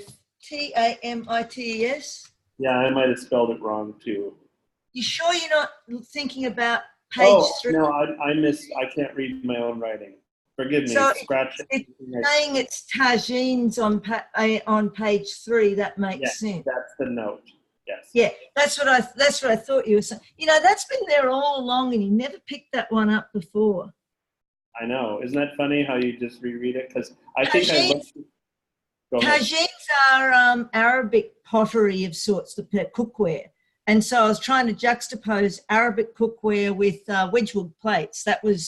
And to call them anything else is sort of lessening them, in my opinion. But I'm open, I'm open either way. If you think it needs an explanation, like tagines, brackets, and 2 words that explain it, that might be a better way of doing it. That's what you need to do, because you don't want to have anybody get hung up. I think what happened is when I first read it, I researched it, and then I never made that comment to you. So because tagine, like in Australia, you can buy, a lot of people buy these sort of things. Like if I told a number of Australians, I'd say there'd be at least 30 to 40% that'd know what a tagine was without even thinking.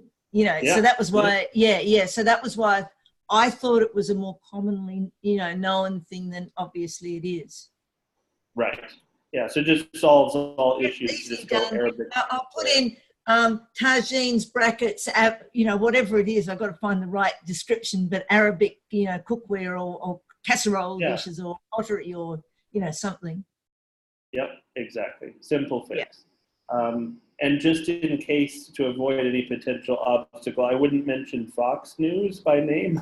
I would say something like... I wanted to make him look like he watched Fox News. That was a conscious decision. When I first put Fox in to show his political persuasion, but given how I've moved his character, I think you're right. I think I can take Fox out.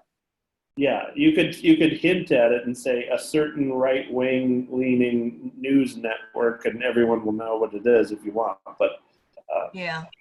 No, I don't think I know. I think once I do that, it becomes on the nose. I can have he clicks on the news and mutes it. yes, yeah, I think you're fine with that as of the way it's been set up. Yeah. So this could be an easy fix too. On the bottom of page 6, I wonder if Saif could have a little bit better explanation than just saying out when his dad asked him where he was. Maybe he says he was meeting his classmate and that's why he has his book bag. Then it kind of solves 2 problems.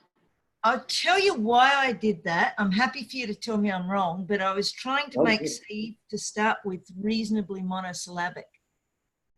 Okay. So the intent was that he doesn't communicate unless forced. And so that was, as soon as I put more work, so if you go further along, he's doing things fairly staccato. So he could say up the road if you want more, but that would be about, he wouldn't give a longer explanation than, or I could say with Fahad, which is a complete lie. But again, at this point, Sahad isn't really good at lying either. Saif, sorry. So maybe it's a compromise of a sort where he just says, I don't know, but like, met my schoolmate. It's like a simple phrase versus the one word. I don't know. It's a minor thing. I wouldn't get hung up. What about up the street? Yeah, or just out and he lifts the book bag. That works. Because, his dad obviously knows him well, so he's going to assume, it must have had something to do with school. That's why he brought his book bag with him to the mosque. But he was just in the mosque and he ducked out of the mosque quickly. So he's only been gone about 3 or 4 minutes. Right. Or maybe he says thirsty and he has, a bottle of water or something. Thirsty, and he grabs his water bottle. Yeah. I like that. There we go. I knew we would come to a solution. See? Perfect.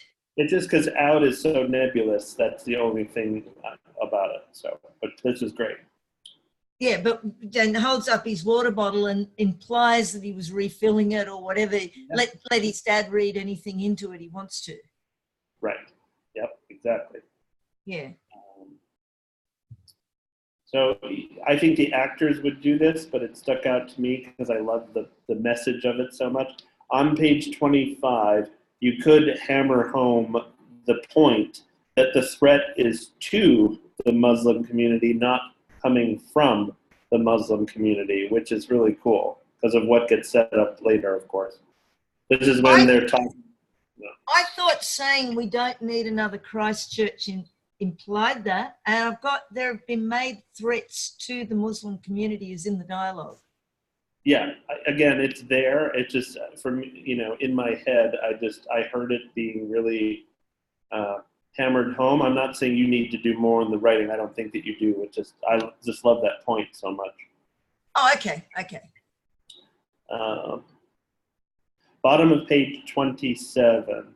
I would say cut the line, is anyone ever really safe? Or give that line to William instead. Because if Barry says it, it would immediately flag me to go, oh, this guy's a crooked bastard. Yeah. Damn. Okay, so. But if William says it, it makes sense because he is the security guard at that point.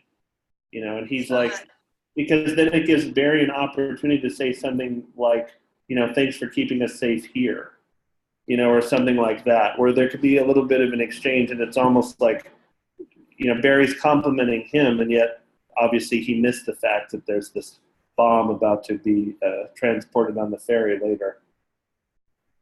It's almost like Barry, once we look back, we'll know that Barry won, if that makes sense to say it that way.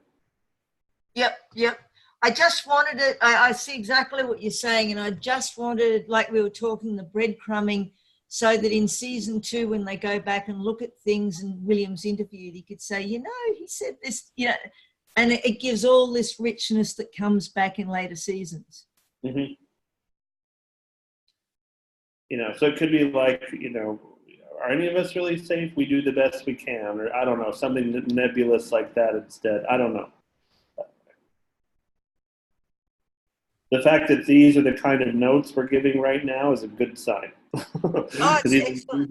these are nuanced, but Yeah, maybe, yeah, no, it's the making sure, and I worried about that one that I might have been giving just a little bit too much away. So you've confirmed, and just slipping, in case you weren't going to comment on it, slipping straight over onto 28.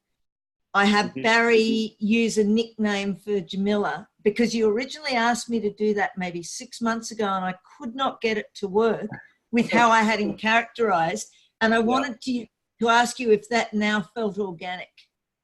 It absolutely does, because it shows familiarity and camaraderie and all of those things. Yeah.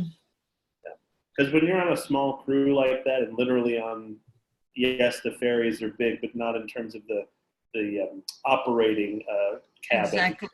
It is a small family, and you're spending several trips back and forth with these folks. So yeah, Every I day. like that. Every day, exactly.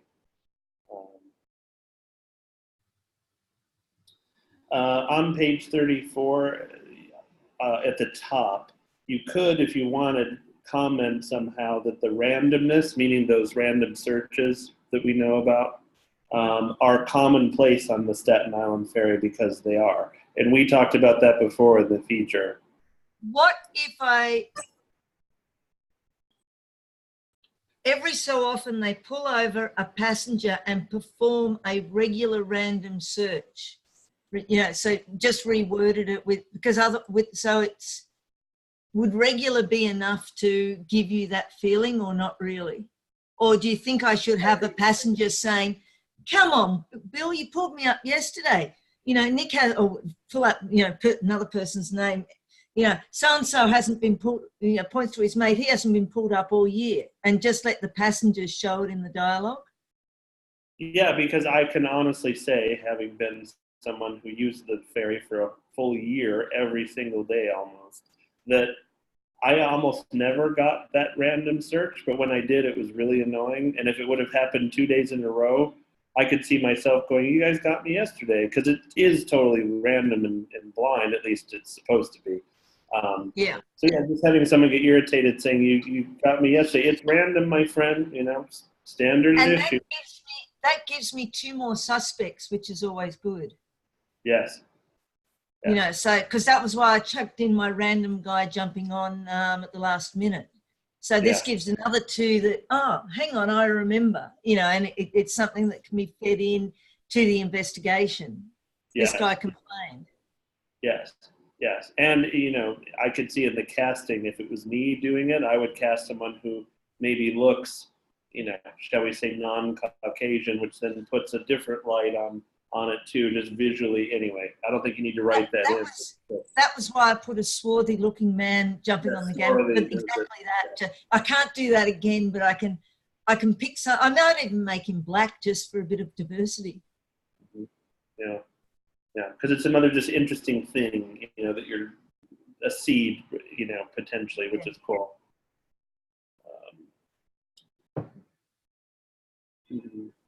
I love the subplot that's coming out with Zach. That was so cool, because that wasn't in the feature, was it? No. Last week you said to me very rightly, because I knew I had a massive hole. You said, there isn't enough in the pilot description. We need something else. And I said, what about if there was graffiti on the wall? Because you came up with something else, and I said, that didn't work. But what about if there was graffiti and that caused it? And then I went, I wonder, wouldn't it be fun if Adil's most trusted employee was the one? And then I didn't want to have it that he got, I went through in my mind, he's going to get random stuff from the internet and it's a secret society and all that. No, that's a rabbit hole that creates too many things. So I thought, what if he's just a kid doing it to impress a teacher? Because kids, young boys don't think straight. They don't think through everything they're doing. That's right. And that's just a fact, and, so and then I thought, isn't this a great way of being able to show Adil's personality and Omar's personalities and power through, and his friendship, that even though it's his moss that's got, you know, defaced, because Adele asked him, he's willing to go and represent this kid.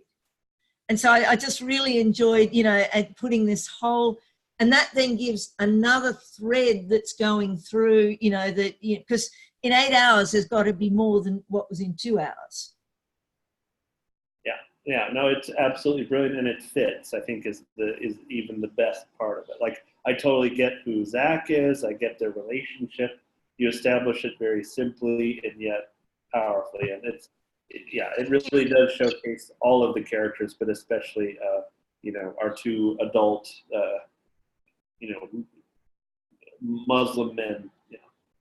And the fun part was it also gave Nick and Pablo more purpose before the bomb. Yes. So this is what their normal day is like, rather than telling it, showed it. And that was a bit of fun as well. Yeah, it enriches everything in the best sense, and it's something that, yeah, there's action built into it too, which is great. Do you think that people will wonder what the threats are that are alluded to at the very beginning? I think it's page 1 or 2, because you don't really talk about them in that scene, but then we see what's happening with Saif right after. Again, I don't know that you need to spend a moment spelling it out there in that scene, but maybe. I can say, look, I was thinking that they were phone threats, you know, because, you know, I said, that was why I said children's voices. So I could spell it out. They're just kid pranks on our answering machine. All kids do it. If I want to take it that next step. I think maybe yes, because even the kids' voices, I think I would just submit that they're getting harassing calls, and it's calls and messages nonstop, that kind of thing. You know, it could even be just a beat where someone says, I can't even, you know, leave a message anymore because the machine's always full. I don't know, but like anything like that helps.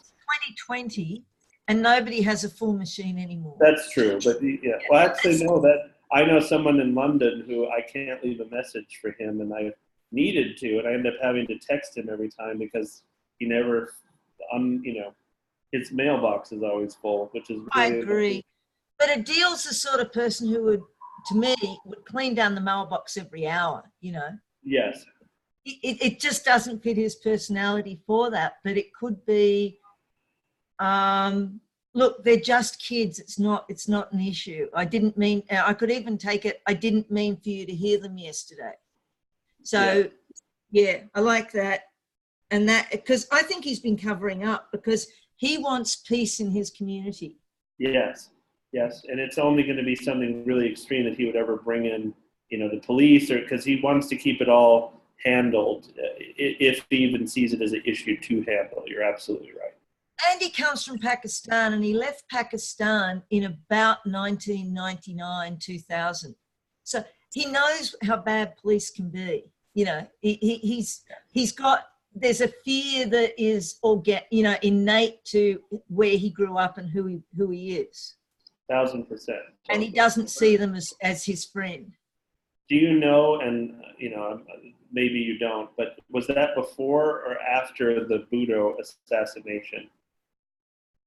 I haven't decided yet. So I basically thought that he had to be there long enough that he and Jamila had time to get married before 9/11. So it's in that period. So it could be either way.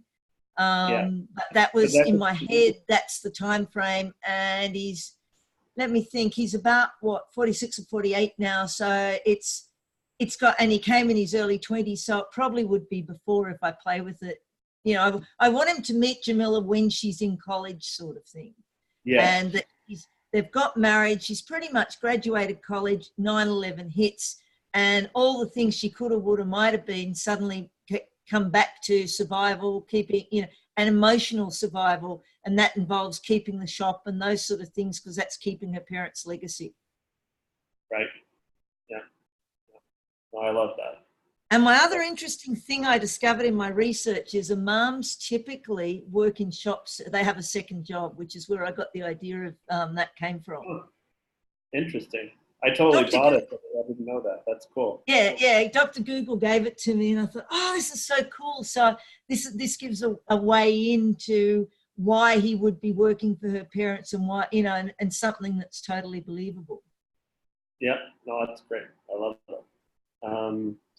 This is a really good seed being planted of Saif leaving the mosque, like page 52. I loved that. Yeah, really great. No, when they look at the footage. Yeah. Yeah, that was your idea last week to make. Well, you said they should be aware of it, and I thought, well, let's take it a step further and have them actually, for a completely different reason, having seen it. Yeah. Because it gets them there in the next episode. It gets them there quicker. Mm-hmm. Yeah. No, it's great. I knew exactly what you were doing when I was reading. I was like, oh, good. This is even better. Totally. Were you originally going to do this ever as a play, or did you always intend it to be like a contained feature? Sorry, what do you mean as a play, as a stage play? Yeah. Did you ever have that thought? Never crossed my mind. Yeah. Interesting. Because it could be. I'm just saying. Yeah, Janelle was saying to me, you've got a book here. And I'm saying, go away, go away. Yeah. No, I could see it as a play, and I don't even think you need to put up all the scenery around it. It almost could be people, you know, isolated on a stage and just bring up lights and stuff and keep the dialogue. But anyway. I was trying to write the dialogue and the shift so that through the dialogue and the people, you got the whole essence of their worlds. Yes, and that's why I thought of that. That was my intent, which goes to the play side of things, you're right. But yeah, it was, and I was really focusing, because I was really focusing on elevating the dialogue on this one, even though there's 40 new pages. I was trying to make sure that the characters were really dialogue differentiated. Yeah. No, they do. Like, I love the difference between, for example, Jamila and her daughter. You know, it's like that kind of stuff is really, really great, without it being too much like the daughter goes like mom. You know, it's never that, which is great. Yeah. The only thing I would say, but I'm not worried about it because you have future episodes, is Michael's character drops out and disappears a little bit in here. I don't think that's a bad thing. But if you did want to add a beat where there's a hook, so to speak, for him that we're waiting for the next episode, you kind of have that. But I had the same feeling, which is why I put him back in at the end saying Godspeed, old man. And that it's a hook to me because I know what's going to happen. And I realize that's a hook. So I get that that's totally, totally me. But everything I could think of gave away stuff in a way because here's a guy who's so obsessed with what he's working on. What can I give? And I've already had his girlfriend interrupt him. Right. I had a moment where I was thinking Barry could talk to him, but I couldn't think of anything that was like, Barry's not the sort of guy who's a small talk guy, and nor's Michael. So, oh God, I'm sitting here bored because we've got a delay. What do I do? No, that I tried that one out, in my head, and I couldn't think, and anything else was giving away, was suddenly saying, putting a big red target on his forehead. And so I decided it was better not to. Yeah. The only thing I could have done that would have been organic was, and I wanted to save it up for after the bomb hits, was having, we sent it off to our best guy, and make that Michael, so that was who found out the footage, et cetera. But I'd much prefer to save that as a reveal for episode 2 than pack that into episode 1 because it feels unnatural in episode 1. So I'm really open to if you've got a really cool idea for him, but those were all the ideas I explored and chucked away. Yeah, I don't off the cuff. It just because you brought him back, I then was very, his absence in the middle pages, shall we say, was more noticeable. So, because outside of the introduction to him, the girl interrupted, that's kind of his moment, which is fine. I think you're fine. The only alternative is if we wanted a Michael moment, Bella could hassle him and he has to take her out to do her business. If we just want a meaningless Michael moment, that would be, I don't feel it drives the story forward though. I'll have a think to see if there's something to do with Bella. Like maybe, every idea I come up with ends up putting the target back on Michael's forehead. Right. Yeah. Yeah. If I think of something, I'll let you know. But I think yeah, your parents would believe it. Absolutely. I'll keep mulling over more with Michael. Yeah, and I think we're talking about the same thing, like where if there was something, which again I'm not convinced that there has to be, it would be just like a beat. You know, it's not like he's out exploring something and it's 3-4 pages or something. Not at all. I think it's just like another, how's he going to play into this kind of moment, if anything? What about, and I need to check the geography, but I mean, we are allowed to stretch the geography. This is my mythical world. But what about he takes Bella out to do her business and the police car, the police car going to arrest Zach races past him and he pulls Bella back and says, whoa, that was close. And it gives a moment before, and then we go to the shop so I put it just before where Omar's at the shop and pulls what's his face out, a deal out to tell him that Zach's the guilty party, and then the police car pulls up. So it's either that or he takes the dog out and he watches Zach being led to the squad car in handcuffs. Except I've kind of got them in. I guess he could take her for a walk. So we're away from his house and he walks up the road round the corner sort of thing, because just physically I'm imagining the shop is, because there's a few Arabic shops down near the very end, right? And I'm imagining their house is over on the water, so maybe 3-4 blocks away. So, and I know, as I said, I'm trying to create an authenticity in my mythical world, but, you know, it's one of these things that my process is I don't want someone to pick holes and say this couldn't happen on Staten Island. Well, it could. I lived there, so I can tell you that, like, it would make sense. If he's walked up the road and he's saying, okay, I know, I'll take you for a quick walk. And he watches him being, them come out with, so he doesn't watch them go in. He's just taking her for a walk, looks up the street, sees the police come out with Zach and says to Bella, time to go home, Bella. So it's a really quick scene where, how's that sound?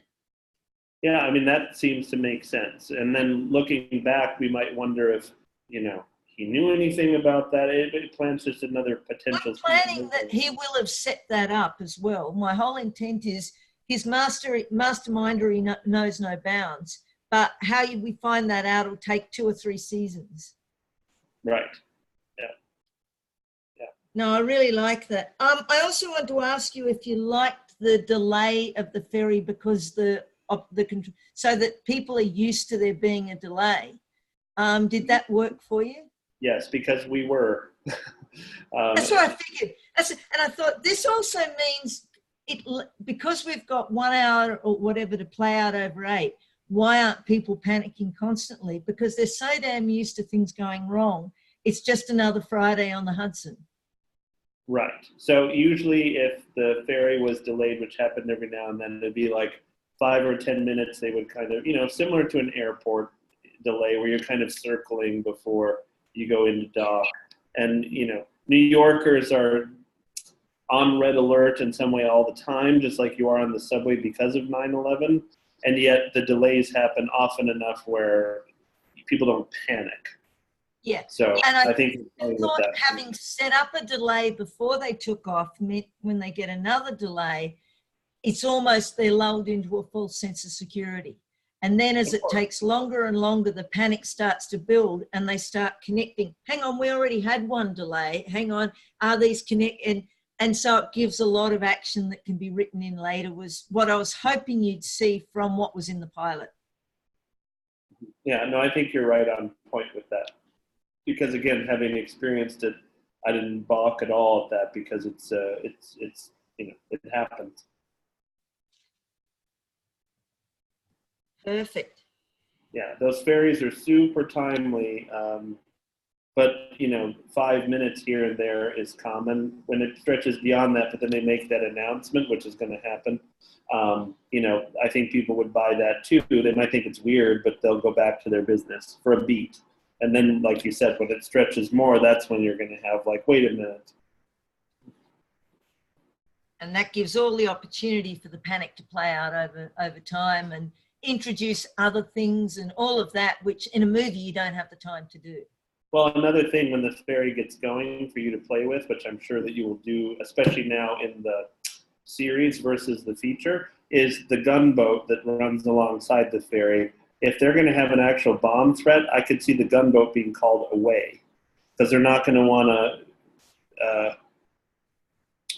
how would we say, they're not going to want to poke the potential terrorist on board, In other words, they wouldn't board the ferry because that's an antagonistic moment. I should mention in the pilot that the gunboat, the ferry pulls out, followed by its accompanying gunboat. Yes, because I think then, yeah, the vision I have in my head for you, but you'll do whatever, something even better. But it's almost like a little kid, like watching out the window, and then he sees the gunboat, and then later he'll see the gunboat pull away and go, "Mom, where's he going?" or something like that, to call attention to the fact that they're not being accompanied anymore. They've been left kind of to circle on their own, which is really powerful. What about, I've got in the scene where Nick looks out the window, not Nick, Michael looks out the window. He watches the Liberty pull away, the toot of the horn, and watches the gunboat escort follow the Liberty. Yep. Just a one-liner, but it's also it just sets the scene as it should be set, but sets it on regular level and also tension level. Yep. Cool. All right, beautiful. Well done. I just love this so much. You should be very proud. Yeah, I came away just, I was going, and I don't normally sit and say, oh my God, that's really great. We're all in love with anything we've just written. I get that, right? Sure. But this one I came away going, oh my God, this is just, to me, it was light years better than the movie, and it was largely because the characters suddenly had time to breathe. Yeah. They feel more lived in by nature, which is great. It's not only what you want, it also was important, you found out, for this story in a way that the feature just couldn't by its nature and its limitation. Yeah. Exactly. Awesome. Well, thank you so much. Of course. Thank you. And Marty, are you done with your sandwich now? There can be only one, right? Hey, dude. Hey, how are you? Yeah, not bad. I apologize. I'm a little bit margaritaed. That's all right. I don't have a ton of stuff for you, but it's all good.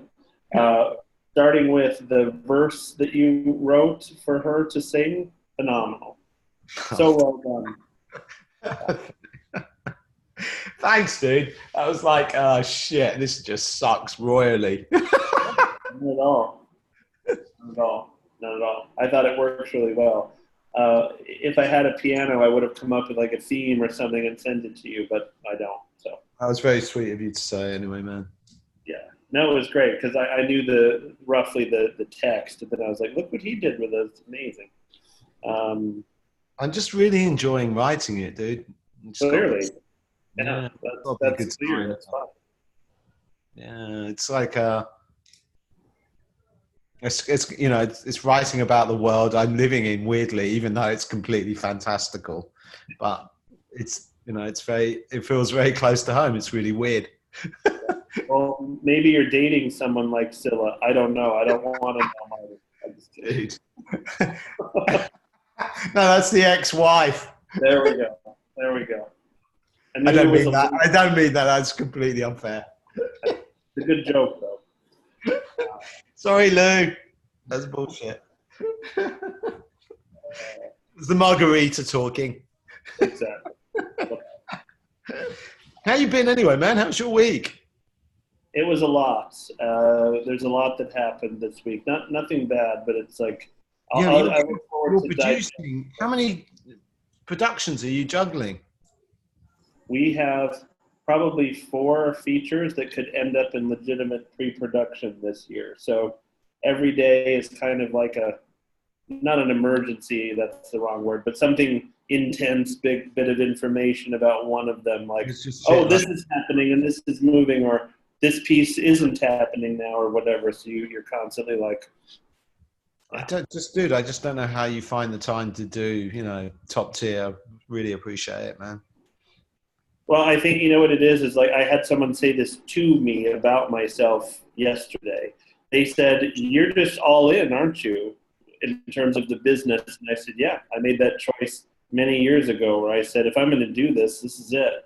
Not that it's my whole life, but kind of. And like, why wouldn't it be? It's like, I don't think you can be a successful executive or creative person in the business and be like, yeah, I do that, 9 to 5. It's like, that's not the nature of this kind of thing. So.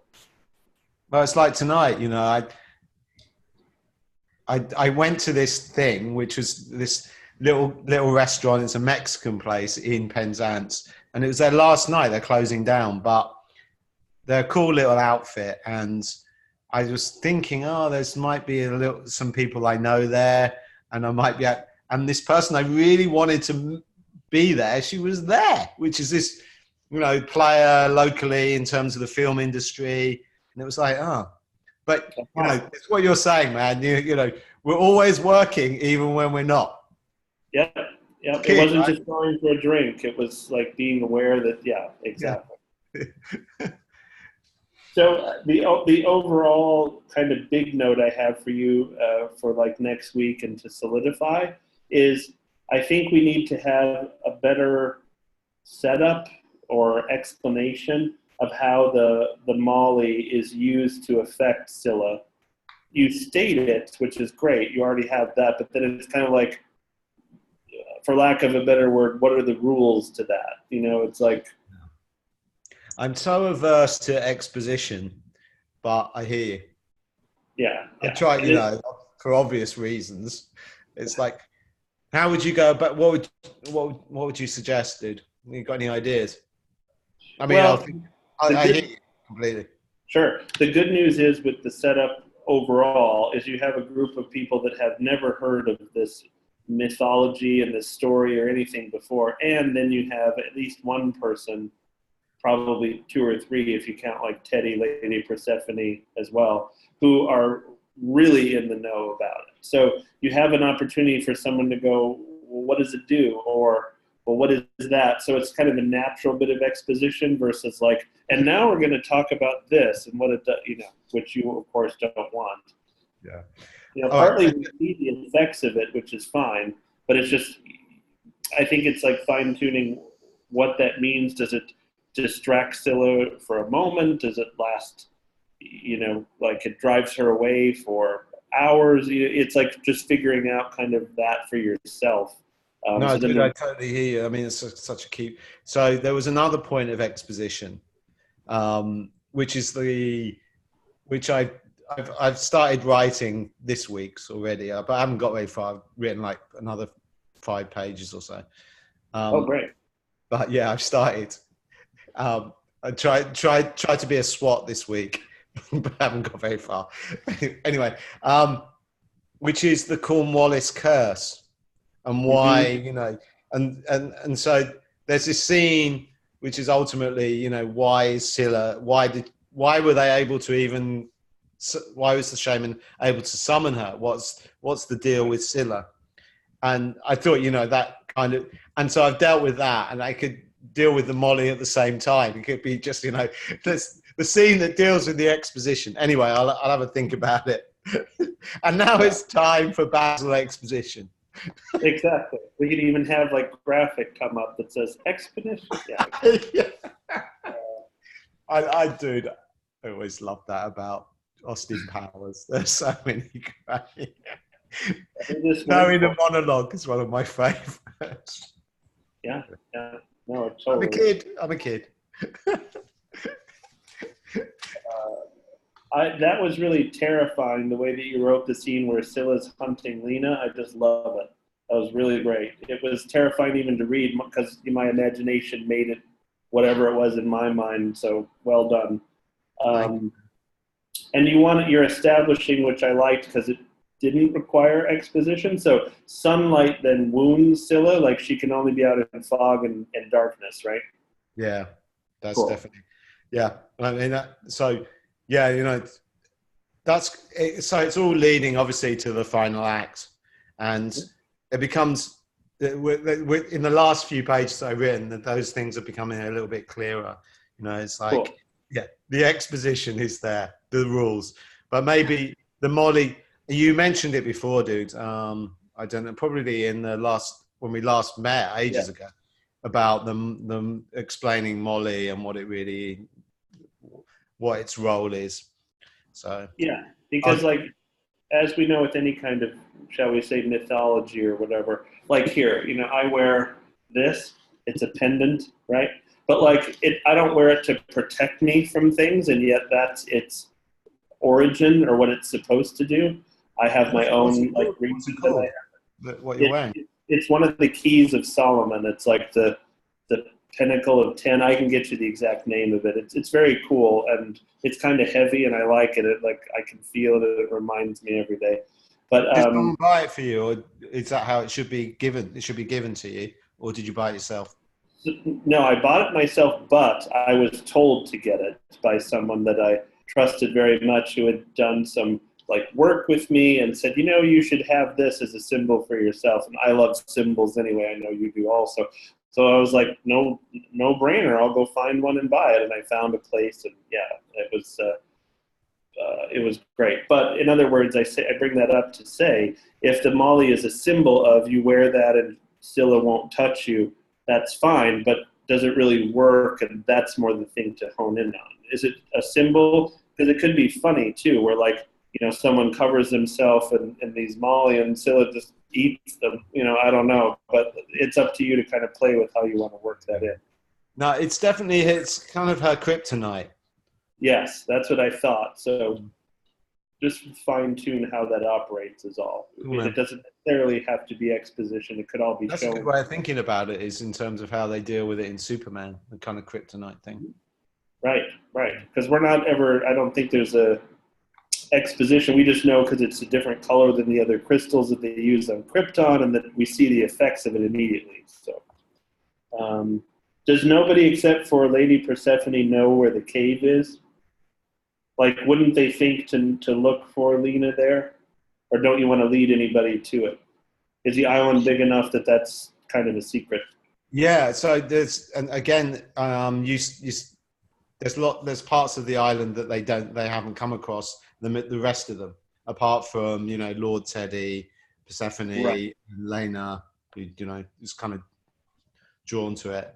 Yeah, and that works because that's true of any kind of thing. Like if we go to a resort or something, there's just parts of it you might never see, right? Because you're not. It's not even within your realm of thinking. It's right, like, you know, the paths within the forest, which it feels, you know, plausible that Lord Teddy, you know, he knows there's this like little boathouse, but he and the family know where it is. Right, which I love that. What do you think about showing at some point like a map of the island? Like maybe it's in the main house. I kind of like that idea. And then if there are things like the boathouse that aren't on it, I don't know. It's something that I could see them having. And then I think it kind of gives like a mission to everybody when they're trying to find Lena.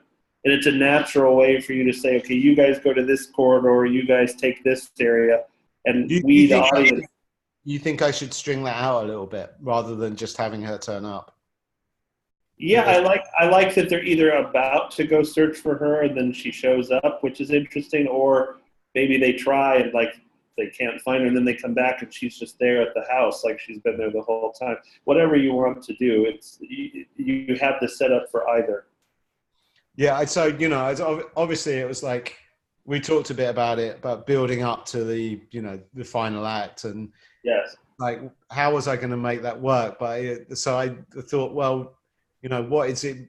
Focus on Lord Teddy's kind of he is kind of the cause of it, Yeah. and then deal with that, and then ultimately it's about Dizzy confronting Scylla and her own guilt about losing Ella, not being there to save her in Yeah. the final act. And it's great because it's your callback to like Aliens. It's like the big showdown, and we've talked about that as one of the Yeah, absolutely. Which is great. Unfortunately, she won't be wearing that exoskeleton thing. No, she won't. Dude, how did they do that? I still think I've never looked into. What was that technology that they used in it? It's funny because my best No. friend and I were just watching it, and we just asked the same question. And in part, you can tell in the film that they used basic CG, we would call it now. But I think they actually built that thing. Yeah, that's what I thought, because it It looks had to so have been for real, really doesn't it? The kind of Anyway. What the Yeah, fuck? no, I think they built it with the hydraulics, and they just used kind of a like puppet or suit version of the alien for some of the scenes, and they just cut it. Yeah, well, around. you see lots of close-ups of the movement, so maybe they just do one bit, but it works so well, doesn't it? It hasn't Yeah. dated when you watch it. I mean, I don't think it has anyway.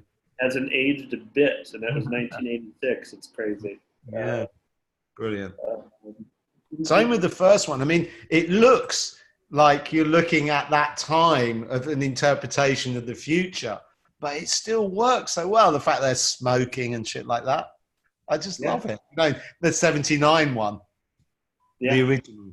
I just love that. Is seminal horror. It really is. yeah. There's nothing like it. There's a lot of imitations, but nothing like it. So the other three little notes I had for you was, why does Lady Persephone give the amulet to Dizzy? Like, why her of all people? Yeah. Dizzy's got to have it. You and I know that. But like, what is the reason it's her that's targeted for it? Yeah, she has to. Lady Persephone has to understand why Diz needs it more than anyone else. Yeah, that's a good point, man. And it could be that I hadn't it's thought about that, to be honest, but it's a good point. yeah, it could be that it's connected to the loss of her daughter. Maybe there's something with that shakes Persephone, and it connects the amulet to her that way. I don't know, but that feels like something that would be pretty easy to do. Yeah, definitely. It just needs an explanation. I mean, ultimately, Lady P, like Lena, they're both on the spiritual Yes. plane sort of thing. So, but yeah, so I think Lady P, she has more perception than, but it does need a little explanation. That's a good point, man. Thank you. Sure. And then, I personally, I love the history behind it, the actual amulet and the myth. But then the question for you is, again, talking about exposition, how to deliver that to the audience / to Dizzy. So, that could be another moment for verse, not necessarily a song, but just, some kind of thing that goes along with it. I don't know, but. Yeah, no, dude, that's nice. Maybe I should put some more in anyway, because it just kind of refers in terms of the narrative. I'll think about that. Anyway, I'm just thinking. Well, I saw the Lighthouse last night. And? Have you seen it? No, I have it to watch, but I haven't watched it yet. It's fucking insane.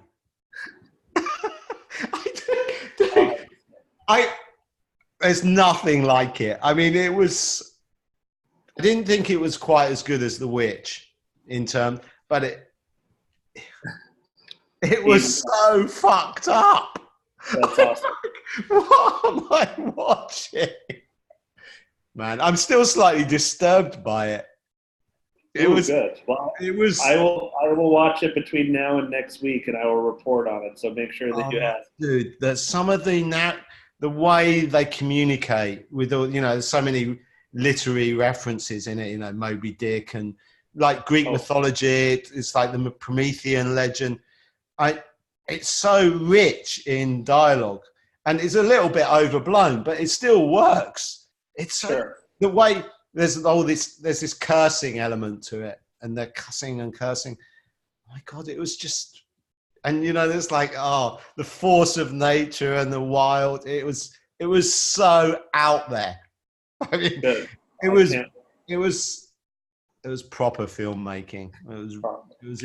I mean, when I say it wasn't, I mean, The Witch was so special. I thought it was an incredible film. So it was just a tiny notch below, but it's personal. It was still awesome. That guy, have you met him, Rob? No. Dude, Robert? No, I haven't. he's quality. No shit. And I'm glad that like Rob Pattinson is finally getting his like due, because what a great actor, and he's so versatile beyond Harry Potter and Twilight, and it's like he's had so many great roles, and I'm just waiting for I think Hollywood embraces him, but I just hope the rest of the world goes, oh, we got to pay attention to this guy. I mean, he's going to win an Oscar for sure one day. He's just going to find that right I part. think he's a bit like Leonardo, isn't he? So he's having that kind of path. He's like heartthrob, blah blah blah. But he's so much more. more. Yeah. Yeah, definitely. And he's amazing in it. I'm sure. For to go toe to toe with Willem Dafoe, I mean, yeah. I mean, I think he is technically the protagonist, but it's it's two-hander. I mean, it's it's just it's a little bit blokey but there is a woman in it.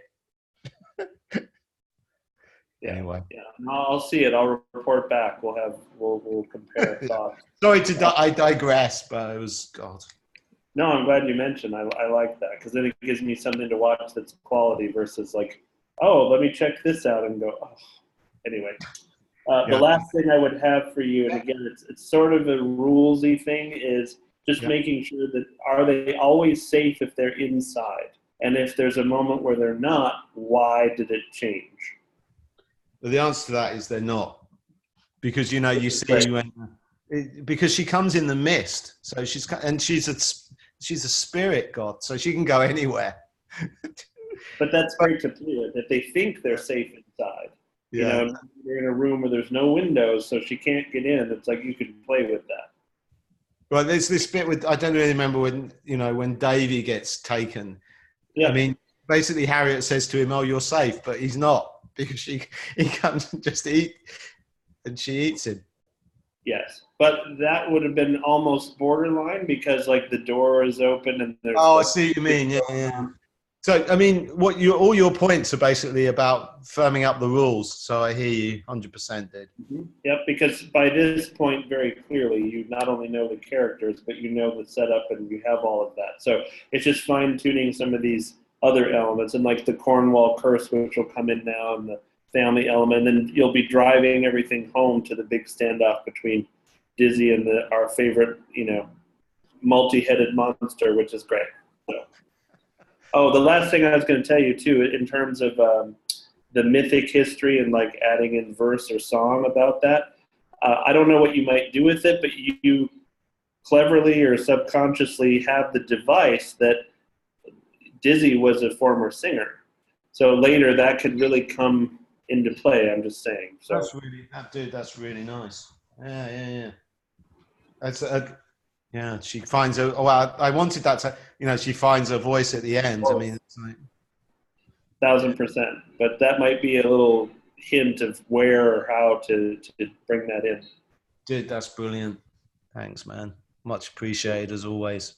Of course. So I don't know how far I'm going to get till next week, but I'll probably be 75-ish, maybe something like that. Good. Well, you'll be in the home stretch, which is exciting.